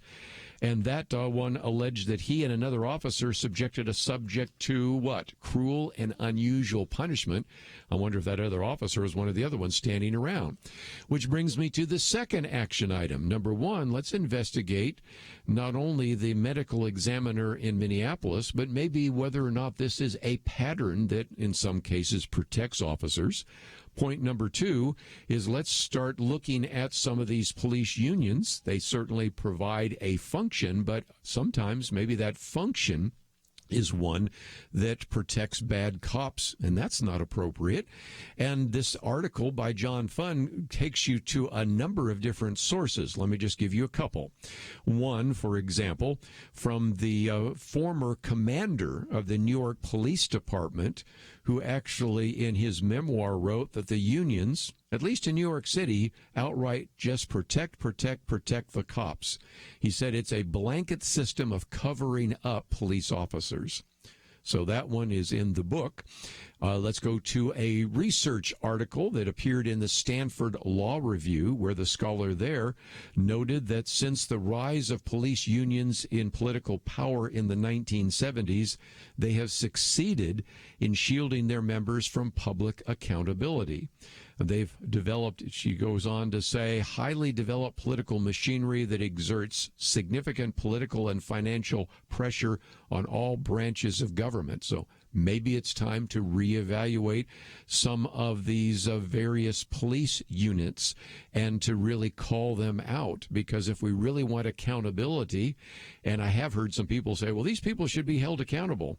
Well, what if we have medical examiners or even police unions that aren't allowing for accountability? And I think it was kind of interesting the other day in one of the interviews on Fox News, you have the executive director of the Minnesota Chief of Police, who I think tipped his hand, in which he was saying to Chris Wallace that I believe that cell phone videos are game changers. They weed out the bad apples. Video is definitely the key in this case, as to, in so many other cases, what, as he was implying, is maybe individuals that have acted inappropriately. And so there is a real concern I think we could raise about how this even developed. If indeed some of those complaints against the officer that put his knee, notice I never say his name, on George Floyd had been removed from office and no longer was a police officer, George Floyd would be alive today.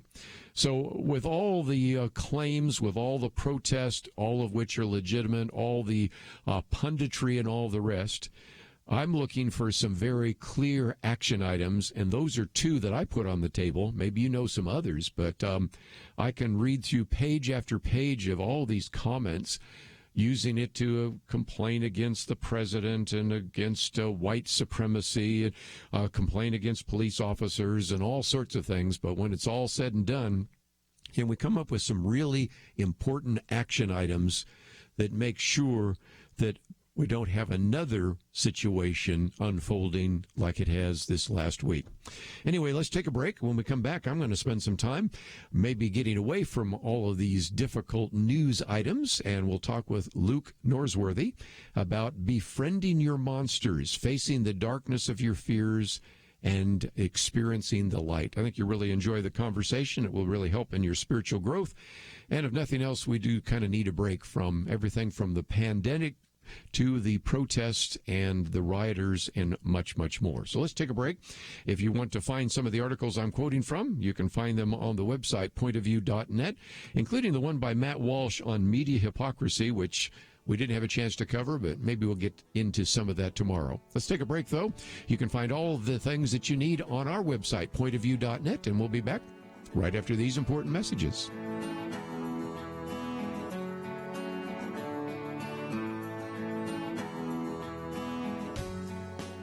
Having civil conversations about important issues seems to be harder and harder. Various media outlets tell people what they should believe, why they should be outraged, and getting people to actually think, well, it can be difficult. Whether it's the gospel, tax issues, social policy, or just about anything else, you need to have solid information and clear thinking to address the hard issues. You need God's truth applied. And that's what you get in less than 2 minutes with Point of View's Viewpoints Commentary, a daily resource to help you be informed and think through the things we need to be talking about. It is free and will arrive in your inbox each day when you visit pointofview.net/signup. Sometimes we know we should say something, but we're silent because we're not quite sure what to say. Viewpoints Commentary can help you break the silence and change the narrative. It can make you a more equipped agent for truth. Get your free subscription to the Viewpoints Commentary at pointofview.net/signup. Pointofview.net/signup. Point of View will continue after this.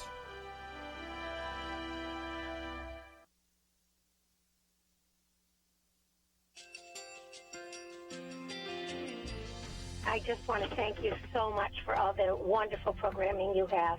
You're just absolutely fantastic. I recently started listening to Point of View, and I really found it interesting because of the different subjects you cover. Thank you for that. I really appreciate everything that you do in keeping us informed. Thank you, Kerby, for everything that you have been doing.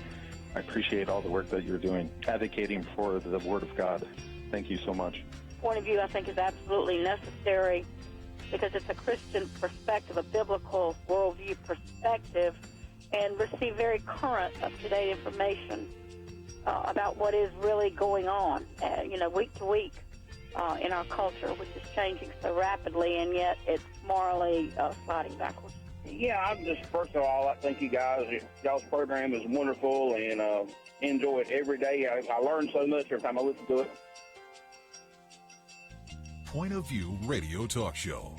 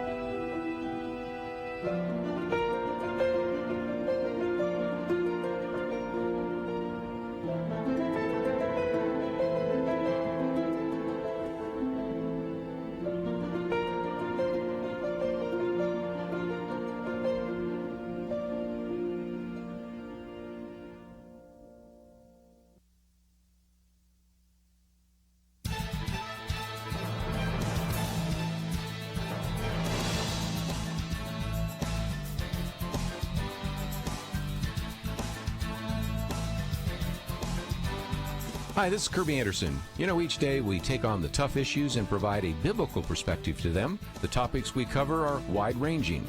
Apologetics, theology, prophecy, creation and evolution, intelligent design, marriage, family, child-rearing, the millennial generation, trends in society, politics, economics, business, religious liberty, the Constitution, public policy, foreign policy, military policy, tensions in the Middle East, abortion, homosexuality, pornography, sexual ethics, media, technology, history, and America's godly heritage.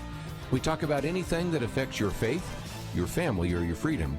So don't go anywhere, because Point of View continues right now.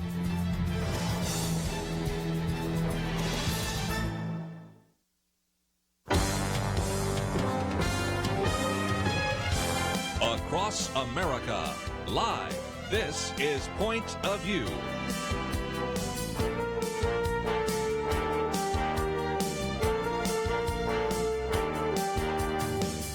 And now, Kerby Anderson. This hour, we're going to spend some time talking about fears and monsters. That'll become more clear as we work our way through this, because the title of the book is Befriending Your Monsters, Facing the Darkness of Your Fears to Experience the Light. It is published by Baker Books. It came out just a couple of weeks ago, so you should be able to find it in your local bookstore, but you know what we always do. We provide an opportunity for you to get a copy of it if you want to go to our website and get it either in paperback or Kindle. We also have a connection to our author, Luke Norsworthy, because not only is he the author of this book, he has a great podcast that you might want to know more about. A graduate of Abilene Christian University, senior pastor of the 1,500-member Westover Hills Church of Christ in Austin, Texas. Also, of course, the host of the Newsworthy with Norsworthy podcast, an individual that interviews some of the same people we interview here on Point of View. So, Luke, just great to have you on the program with us today. Well, I'm very honored that you would take the time to talk with me. So it is my pleasure. You know, I was just thinking, when you wrote this book about fear, you probably weren't thinking of the fear that people would have about getting a disease during a pandemic and being sick or even dying. You probably weren't thinking about the fears people might have during protest and riots. But I just couldn't help but think that how appropriate your book is given where we find ourselves here in this year. Well, you're obviously correct. When I wrote this book, I didn't have any foreknowledge about what was going to be transpiring right now. But obviously, what we do see is there's a lot of fears that are played out in multiple different fronts. And, the fears that I talk about in the book are real fears that our monsters become, in some ways placeholders for them, because monsters are fake, but our fake monsters represent the real fears that we have. And if there's anything that is in abundance right now, it is, like you said, fear. And again, we're going to talk about a little bit later these universal monsters of comparison and more and success. But I thought before we get there, let's talk about this, because you use this idea of monsters and having children who had to sleep on the floor before you had a night light and all sorts of other things, or all of us wondering about werewolves and things of that nature. As you said, monsters aren't real, but fears are, and sometimes they come to us almost like those monsters of our childhood, don't they? Yeah. Sometimes they just show up in ways that, we don't want to deal with them. Because when you're a kid and you hear a sound in the back of your closet when you're trying to go to sleep all alone in your room, there's two responses. The first response is you're going to hide underneath the covers, pretend like you didn't hear it, hope that it's going to go away. And the second option is you get up, you grab a lightsaber, you stuff a pillow underneath your shirt, and you go to the closet and you're going to face that monster, whatever it is. You're going to look at it, you're going to get a flashlight and inspect and find it. And when we get older, the idea of hiding underneath our bed gets more mature, and now it looks like being obsessed with our work, living vicariously through our kids, abusing chocolate or alcohol or social media or whatever, but we're all doing the same thing. We're hiding from them. And so you got two options. You can either run from them or you can face your monsters. And here's the thing about monsters. They get you to go where you don't want to go, because when you go where you don't want to go, only then and in that place can you become everything you're created to be. And I think that's how God works in the process. I just think it's wonderful. And again, I love the monstrous metaphor that you talk about. But let's go back to your position for just a minute as the senior pastor in an outstanding church there in Austin. And that is, when your church has people fill out prayer cards, I love what you say. There's one theme that runs through them all: fear of finances, fear of the future, fear of not being enough, fear of not having enough, fear for my kids' well-being, fear of never being able to move on from the past. It is amazing if you understand that is such a motivator in the negative, all sometimes in the positive sense too. Fear so dominates our lives that we almost don't realize how much we are motivated by fear, do we? I completely agree. And like you said, I mean, when we do the prayer of the people exercise, that's what we call that prayer card exercise. They come in, and I'll get a stack of them, and I will do my best every time we get them to read through them. And what you find is, fear that, I'm not going to be able to take care of myself in retirement. I'm not going to be able to, I don't know what to do with my kids. I don't know what I'm going to do about, my own work situation. And fear is all around us. But like you said, sometimes, fear helps. Like when you are in the forest and you hear a sound and you think it's like a bear or a snake that's coming for you, fear helps you because it gets you moving. It gets you to run. The problem is when fear moves into the driver's seat, when it doesn't serve as an aid, because there are times you need to be afraid. Obviously, that's how you survive.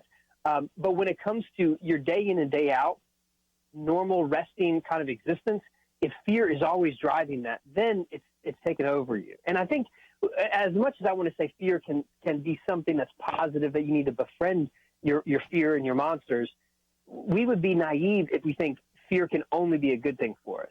Because I think there is a pull that all of our fears have on us that pulls us away from our Creator and our God's best intention for us. Yes. Yeah, and they can get us away from that. And when you let fear be unchecked, it pulls you farther and farther away from what Jesus came to give us. Again, let's, if we can, maybe focus on the 3 Ds: dark, destroy, and deliver. Then, of course, a little bit later, we'll get into the universal monsters, which I want to save a little bit later. But one of those is the idea of into the dark. Darkness sometimes can be helpful in the sense that, as I sort of talk about, you lean into the dark, you experience it. You, in some respects, need to overcome that. You don't need to be like your, a 15-month-old that slept on the floor and got hit in the head. By the way, my kids did that too, so I guess it's not just you, it's universal, because they were scared, and then once you put in a nightlight, they weren't. But sometimes leaning into the dark is a good idea, isn't it? Yeah, I think you have to go where you don't want to go so you can become everything you're created to be. And the darkness, at least the way I use the metaphor, I'm not really referring to how bright your room is. I'm referring to the places that, your bright personality, your bright accomplishments, your idealistic pictures that you post on social media. I'm referring to that as like the antithesis of what the darkness is. The darkness is where all your best techniques and tricks for making you feel better about yourself than you really deserve, when those don't work, that's the darkness. When all of a sudden I can't tell a joke, I can't be successful enough, I can't do anything but take a real honest look at who I am, what I've become, where I'm going, and what I have created of a mess that I'm in. And so I think when you go into those places of vulnerability, I think that's where you meet God. Because God doesn't care about the external idealized picture that we put out. God looks at the heart. And so I think that's where we meet God. And that's why you have to go to the dark, because that's where God wants to find us. Yeah.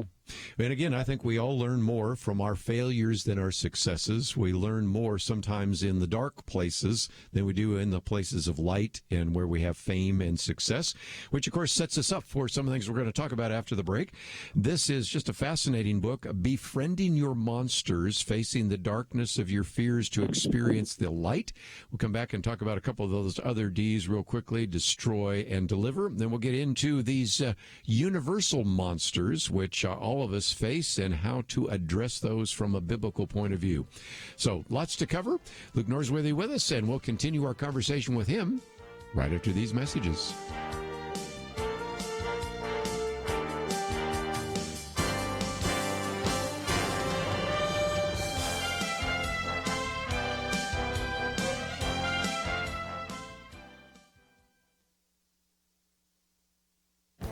This is Viewpoints with Kerby Anderson.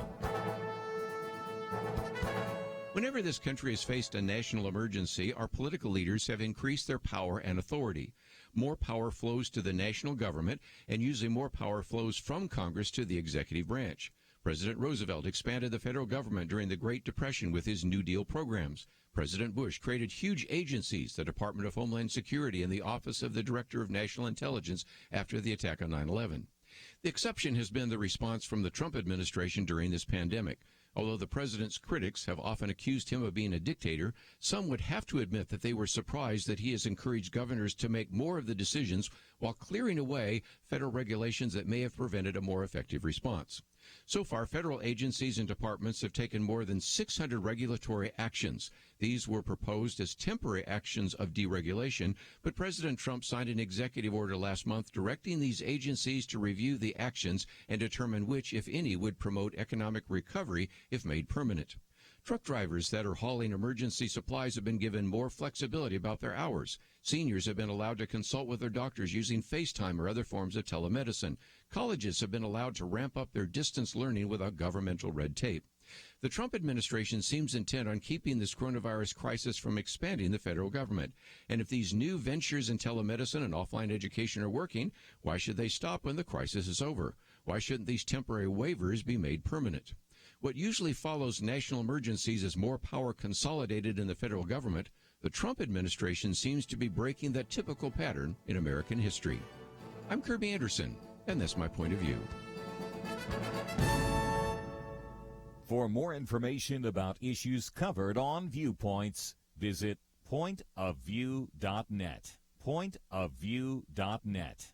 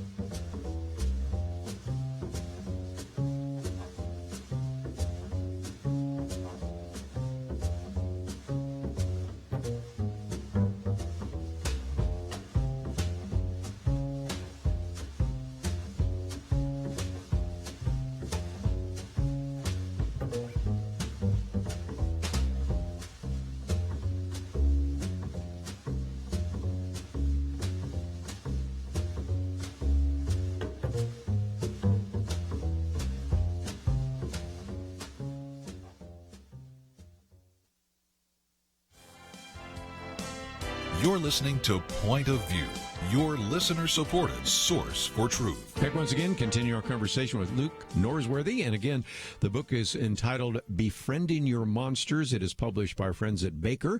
And we'll get into these three universal monsters in just a minute, which, of course, are very important. The idea of comparison, more, the idea that I need more, and success. But just before we do so, one of the other chapters is talking about destroy. And if nothing else, you start the chapter by talking about the so-called Milgram experiment. I don't think we've talked about this on this program in probably decades, but it's a good illustration, if nothing else, of the sinfulness of human individuals, human depravity, and how sometimes if we don't have empathy, we can bring a great deal of harm to others. Can you kind of break that down for us? Yeah, well, clearly my father is a psychologist. That's why I have to put in somewhat antiquated psychological studies into my book, even though I'm a pastor. I'm glad you did. Yeah.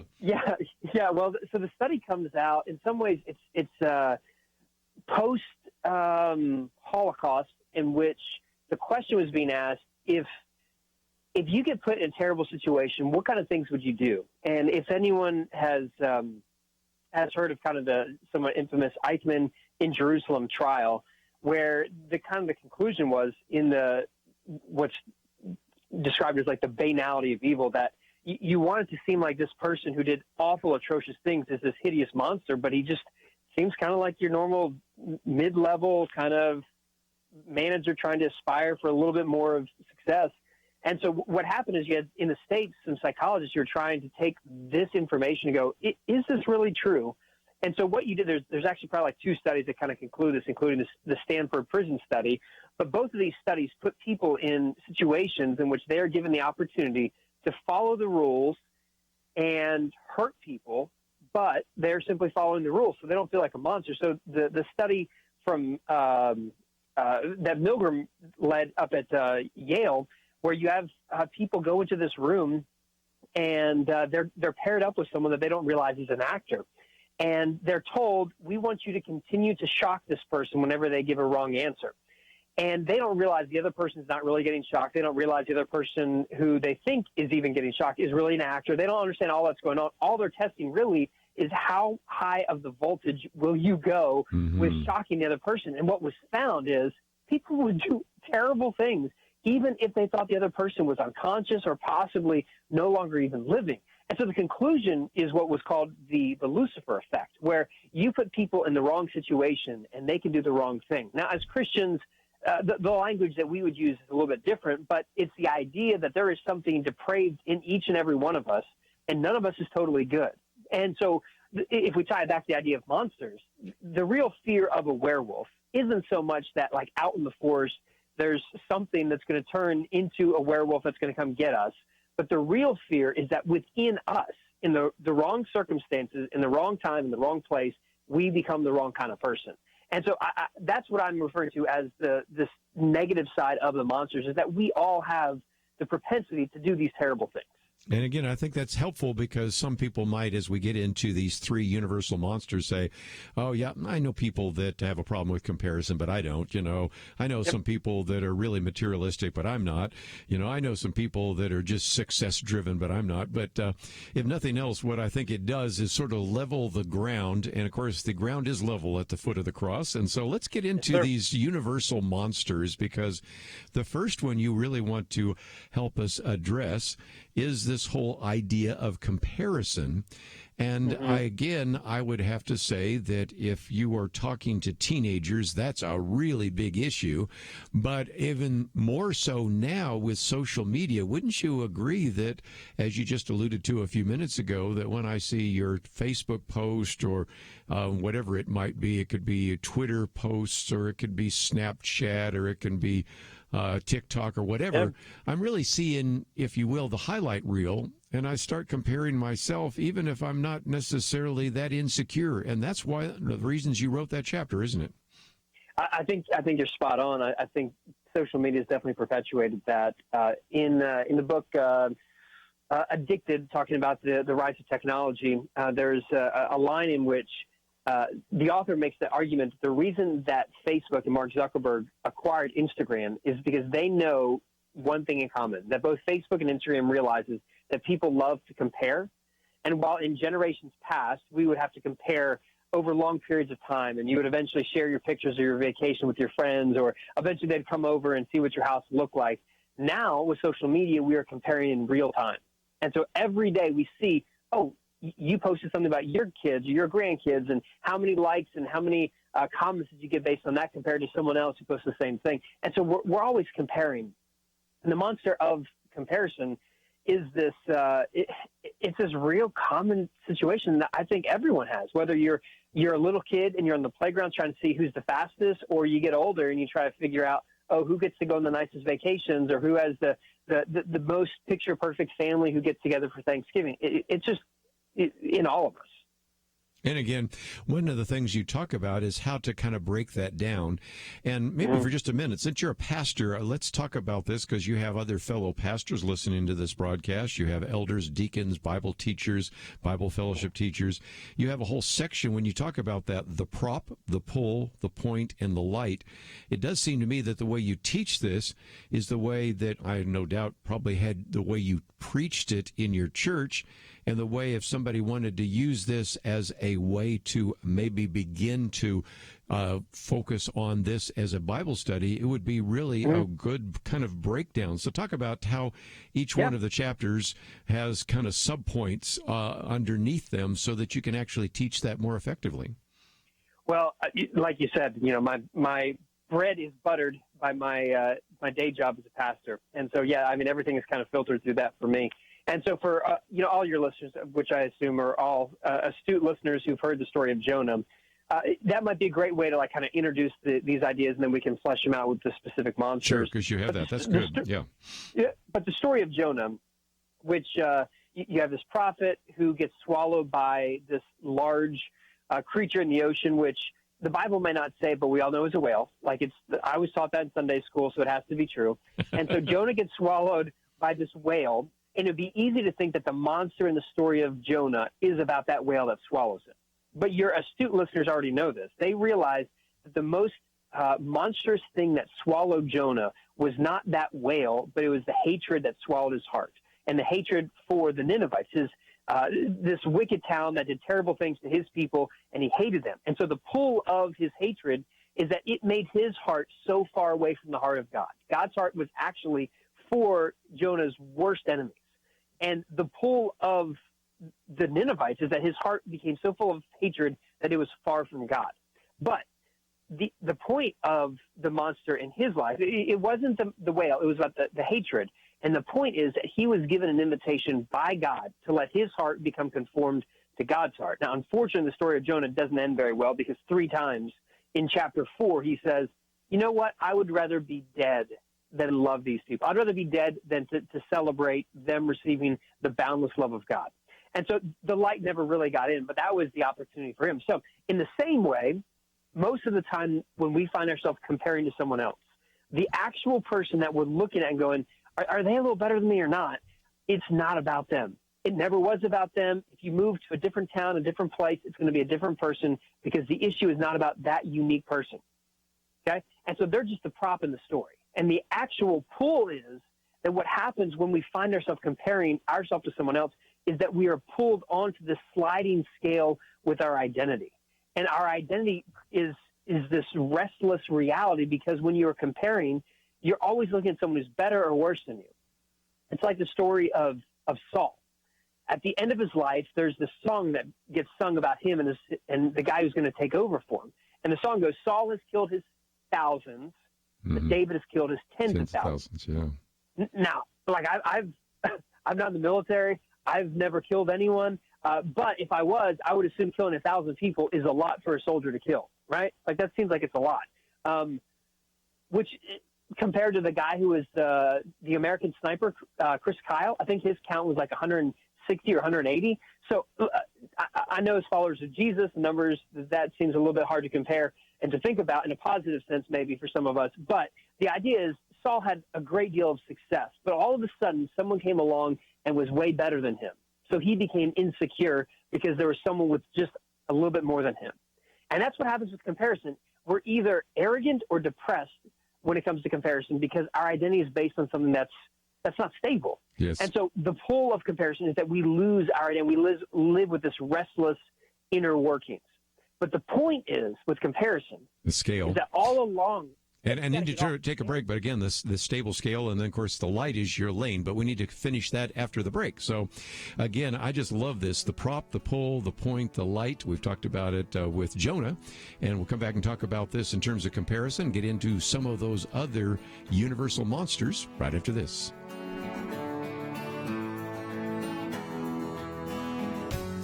When you gift a point of view, does it make a difference? Jeremy Dies would tell you that it does. He grew up listening to Point of View in the back seat of his mom's car, and it helped to shape his thinking. I had parents that were able to sit across from me at the dinner table after we listened to Marlon Maddox and Kerby Anderson years ago and think through what the scriptures say about these issues of current significance in our lives. That's only possible because Point of View has come along and ministered into my life and made me who I am today. And here I am today defending religious liberty, partly because Marlon Maddox and Penn Dexter and Kerby Anderson were the ones that were pushing me towards all that. They taught me how to think through these issues. They didn't tell me what to think. They taught me how to think. Each gift you give will change lives. Not every Point of View listener will become a Jeremy, but if they listen for very long, they will be changed. And that will change how they impact and affect the lives of the people around them. So make that decision to change a life today. Join the Truth Team and boldly stand for truth in a world of lies,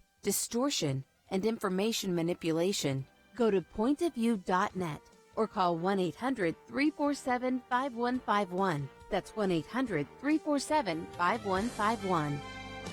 Point of View will continue after this.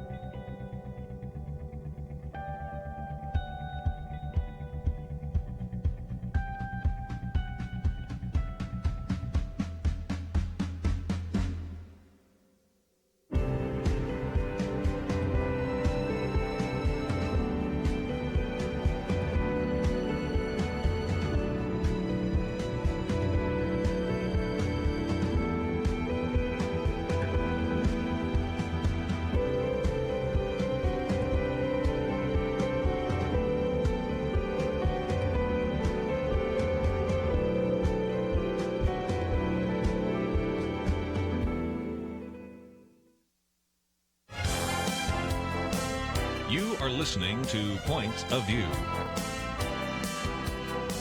The opinions expressed on Point of View do not necessarily reflect the views of the management or staff of this station.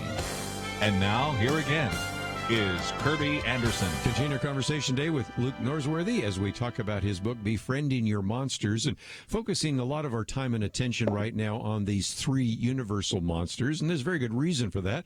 You might remember the name Henry Nouwen, who oftentimes said there are three lies. You know, I am what other people say or think about me. I am what I have, and I am what I do. So that's one of the reasons we're talking about things like comparison, more, and success. And you were pointing out not only with the book of Jonah, but even in each one of your chapters, you take the prop the pull, the point, and the light. And if nothing else, I love the way you break that down because it helps us understand, Luke, what really is important and really what's driving the story, or in this case, what's driving that particular monster in your life.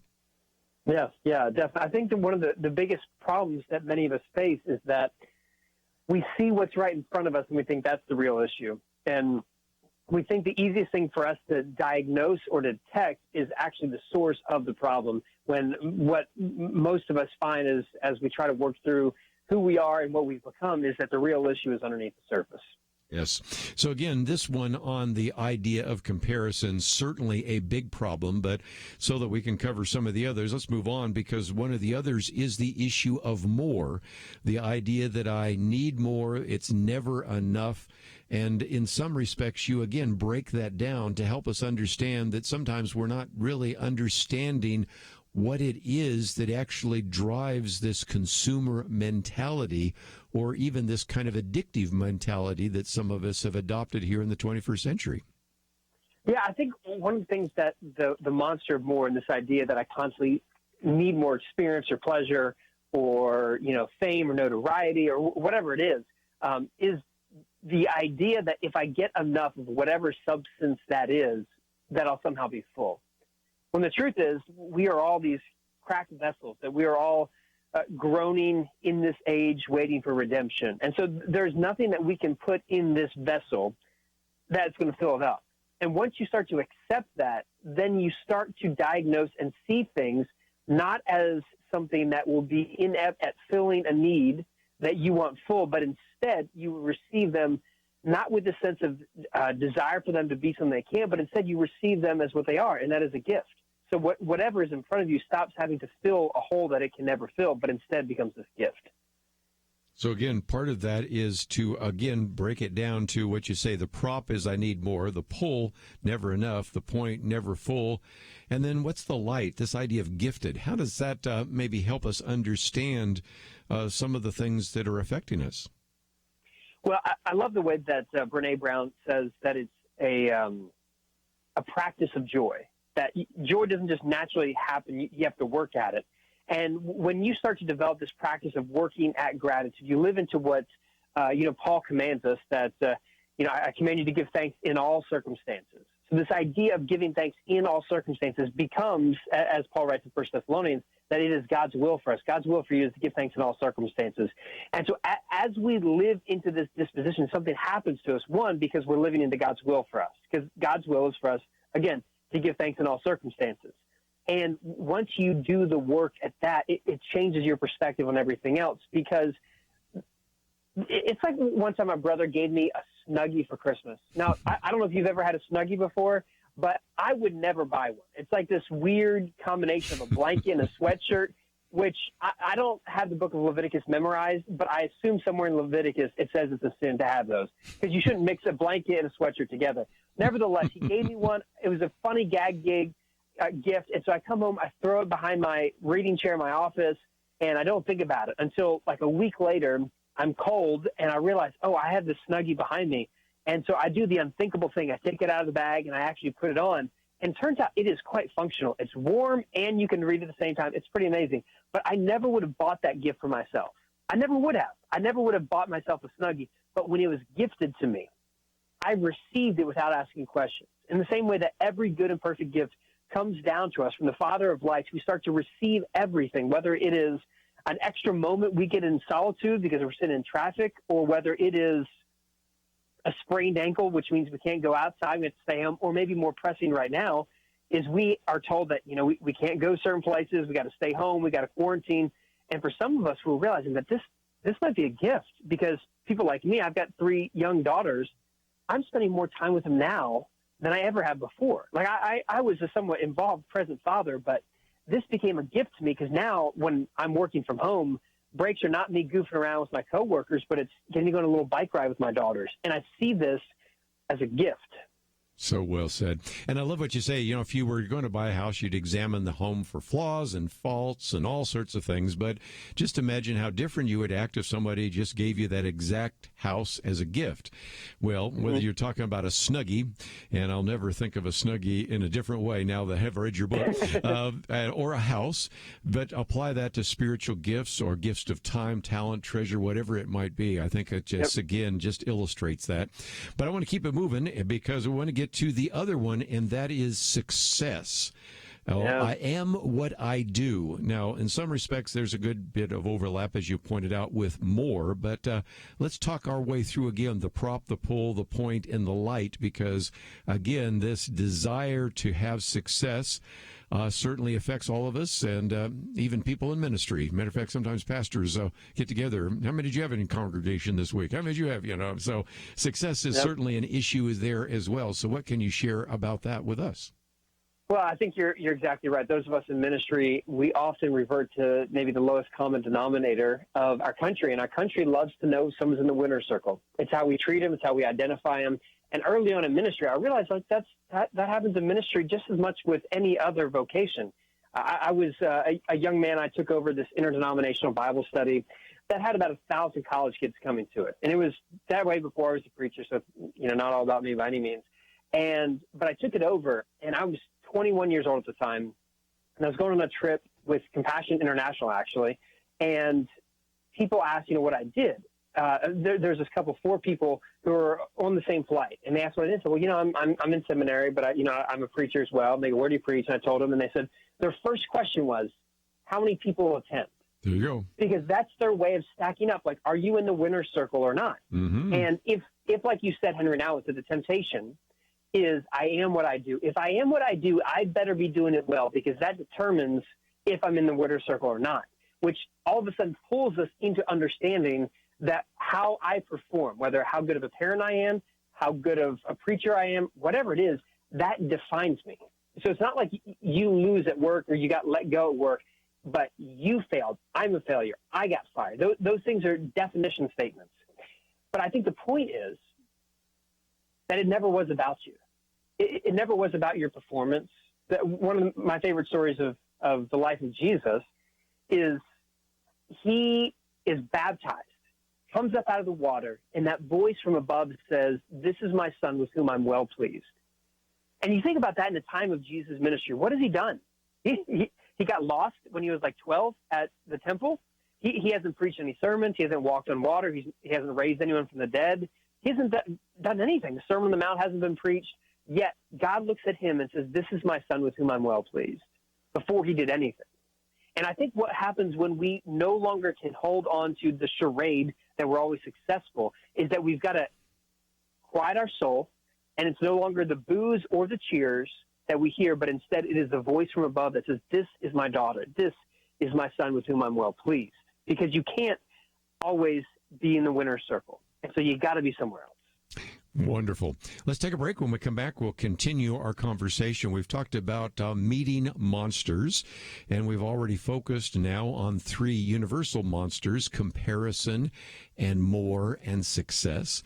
But after the break, I thought we might focus on some of the latter chapters there, the monster-friendly life.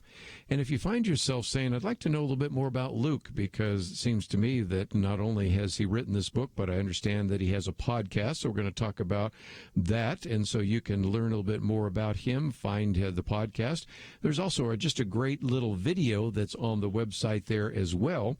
That's a nice kind of video book trailer. It's about 2.5 minutes long, so you might want to watch it.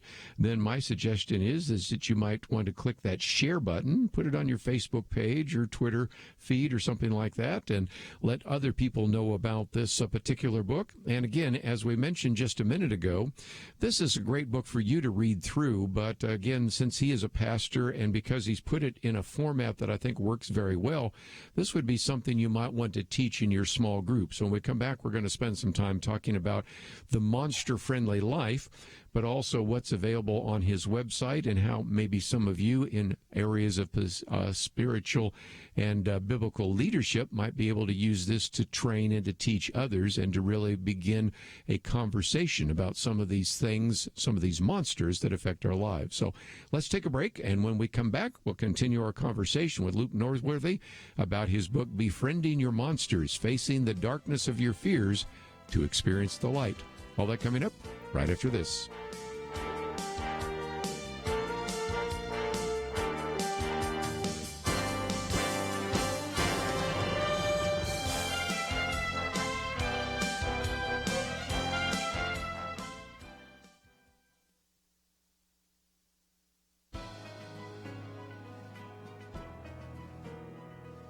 Welcome to the First Liberty Briefing. I'm Jeremy Dice. All of us are hopeful for the day everyone is declared immune from the threat of COVID-19. Recently, hundreds of pastors and religious leaders sent a letter to members of Congress asking for a different kind of immunity from lawsuits.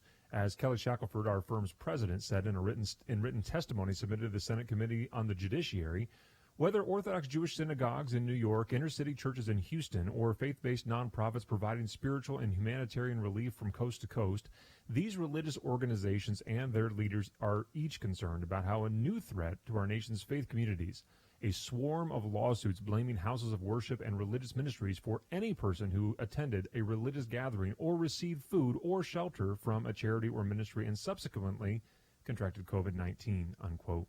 Sure, the lawsuits might ultimately prove meritless, but should churches, synagogues, and others really have to litigate these claims?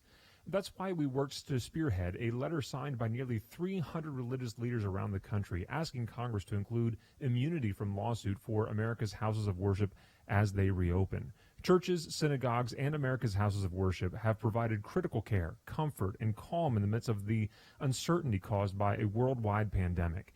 They should not be punished for their many kindnesses by a wave of lawsuits when this is all over. To learn how First Liberty is protecting religious liberty for all Americans, visit firstliberty.org. I'm Kelly Shackelford, President and Chief Counsel of First Liberty Institute.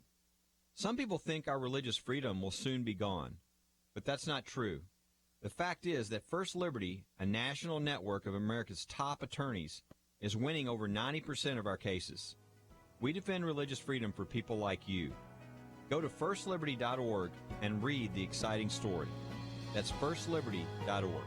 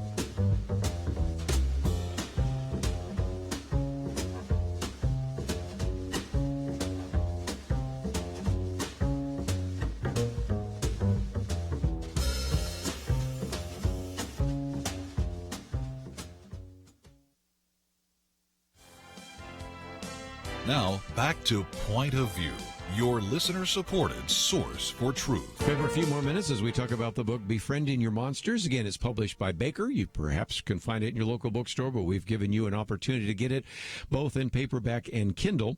And Luke, the last section there, the monster-friendly life, how not to dress your monster, how not to find your monster, or where not to find your monster, and what not to expect from your monster.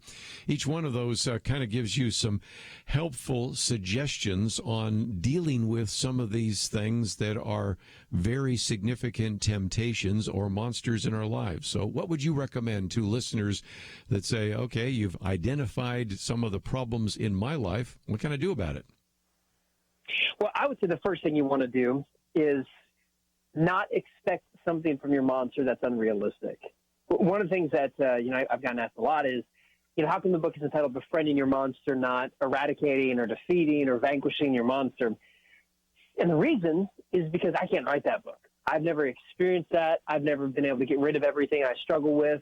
And I don't think the Apostle Paul did either. I think the Apostle Paul prayed 3 times for a thorn to be removed from his flesh, and it didn't get removed. But instead, God told him, my grace is enough for you. And I would say one of the things that you see kind of across, different monster stories and different lores about monsters, which, again, we all know those are fake, is that monsters will get defeated, they'll go away, the town will have peace, and then all of a sudden the monster or the monster's mom or the monster's sibling will come back and haunt the village again, and so they have to repeat, they have to defeat the monster, and then it will come back again after a period of peace. So you have this kind of cycle that it's times of ease and then times of struggle. And when it comes to us, there is no silver bullet that's going to get rid of every monster that we struggle with. But what we do have is the ability to realize that day by day, when you take it one step at a time, one day at a time, when you pray for your daily bread, God will show up and something miraculous happens, that you keep doing the work and you keep being faithful to the Spirit's lead in your life, and that God can change you. And so, again, you talk about this idea of armor, approval, because if others like me, I may not be insignificant. Power, because if I get strong enough, nothing can hurt me. Pleasure, because if I can feel comfortable enough, I will not feel the pain. Control, because if I have control, I won't seem weak or small. First of all, as the old guy around the table, let's just admit that those things just never really happen. We're all looking for the silver bullet, as you mentioned. And back to the Apostle Paul, used a good illustration. He says, I find myself doing the very things that I hate. Okay, if one of the great leaders of the Christian world admits that it's 2 steps forward, 1 step back, sometimes 3 steps forward, 4 steps back, that gives me an understanding that this is part of sanctification, part of the growth as a Christian, and I'm never going to completely defeat my monster, but maybe I can learn how, as you said, to befriend my monster and understand that these are going to be temptations, but I certainly can depend upon God's Spirit working in my life to get a victory over those from time to time. Yeah, I think that's it. You mentioned the psychiatrist who came up with the phrase inferiority complex. He talks about those 6 different things that we use to kind of mask these senses, the sense of inferiority. Those all, like you said, they turn out to be futile because we can't be good enough. We can't overcome. We can't be successful. We can't master enough things. But what we do have, and this is my perspective as a person of faith, is we have the Spirit's work in us. And I think what happens is that you do these small things every day. You submit to prayer. You submit to times of reading Scripture. You submit to confessing or helping the poor or, being in an intentional community with other people. What happens is I think God shows up in those moments in a way that you start to change. And all of a sudden, what had a death grip on you 10 years ago, it might still be there, but the way that you've been shaped and molded over that last decade is that you become a person who's aware that it is always present, the struggle is always there, but I've found ways to rely on God's Spirit so that I can have a life that is faithful to who God wants me to be, even if I'm always going to be tempted with these things. Just before we run out of time, I wanted to get 2 things on the table. One, how maybe some of our listeners who are in positions of leadership can use the book. And then second of all, we have a link to your website because I want people to know about your podcast and some of the work that you're doing. But first of all, any individual, Luke, can read this and benefit tremendously. But the way you've put it together, I think could really be used in a small group or a Bible study. What have you found? Hey, Tim, from your lips to God's ears, let's make that happen. I think you're right on. Let's do it. Obviously I wrote this, part of the way that I write, at least at this stage of my life, is I'm trying to make sense of my own struggles, my own issues, and the book was a great excuse to do that. So, it was very autobiographical and personal for me, but I do think it would be a great conversation starter. And, from what I've found, a lot of people have issues with comparison or success or wanting more than what they have. And so, I think in your groups or, as a sermon series, I think go for it. I love the idea. And so that's one idea. The other is let's go to your website. It's LukeNorsworthy.com. Even you don't have to know how to spell it because we've got the link there. And you've got a podcast and all sorts of other things. So when you click on the podcast, you have all sorts of different individuals. The first one that pops up there is Jonathan Merritt, who's been in the studio with us before, The Monster of Success. You have one by Manda Carpenter on The Monster of Comparison. You have one by Annie Downs on The Monster monster of more.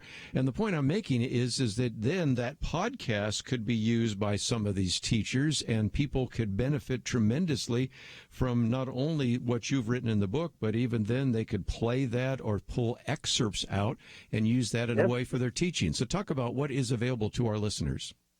Well, like you said, I'm fortunate enough that I get to do a podcast. And so I've had a couple of my friends come on the podcast and talk about the specific monsters. Jonathan Merritt, some of your listeners might know his father, James, who was former president of the SBC, Southern Baptist Convention. And so he came on as someone who wanted to talk about the monster of success. My friend Annie F. Downs, who maybe some of your listeners know from her podcast, the That Sounds Fun podcast, or 100 Days to Brave. She's someone who was able to give kind of her take on the monster of more. So, yeah, we've got some examples of some of my friends talking about those monsters. And, what I think is really encouraging for a lot of people is to have other people really put the skin in the game of what those monsters look like for them, because vulnerability in others is something we see as bravery, but vulnerability in ourselves seems like weakness. And sometimes we don't want to be that vulnerable and talk about our struggles, but to let someone else set the example for us can really give us some freedom. So hopefully those things do that for you. Let me just mention we have a link to your Facebook posts and Twitter posts and those kinds of things. We, of course, have a link there not only to this book, Befriending Your Monsters, but the previous book, God Over Good. And so that is another resource that is available. So if nothing else, there's just a lot of opportunity here for people to come to grips with some of their fears, some of their temptation, and to get victory over them. And so if nothing else, I appreciate Luke not only writing the book, but thank you for giving us an hour today here on Point of View so that we could get into this in more detail. Oh, my pleasure. Thank you so much. I'm very honored. Thank you. Let me just, before we wind down today, just mention that, as he points out, we all know that the monsters that we see in our film and even monsters we read about in our books, and he does talk about someone like Frankenstein and werewolves and things like that, but we know that they are fake. But the reality is that even though those are fake monsters, there are monsters in our lives, and I think he does such a great job of really breaking it down into the three areas. The monster of comparison. I am what others say about me. The monster of more. I am what I have. And the monster of success. I am what I do. So if you find yourself saying, golly, this is a pretty good book. It is published by Baker. You might be able to find it in your local bookstore, but we have a way for you to get it both in paperback and Kindle. And that may be something you might want to use to teach others in your community, because I think you're going to find that very helpful. And if you'd like to know more about his podcast, that is available there as well.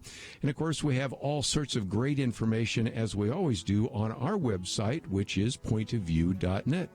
Thank you for joining us this hour right here on Point of View.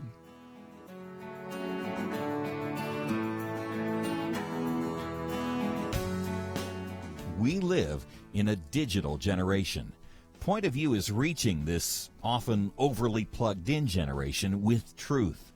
You can keep up with us 24 hours a day using your phone, your tablet, your laptop, or your desktop. Search for the Point of View Radio Talk Show on Facebook, where you can keep up with today's issues, learn about current and upcoming guests by liking us on Facebook. Also, follow us on Twitter. Our handle is @PointOfViewRTS.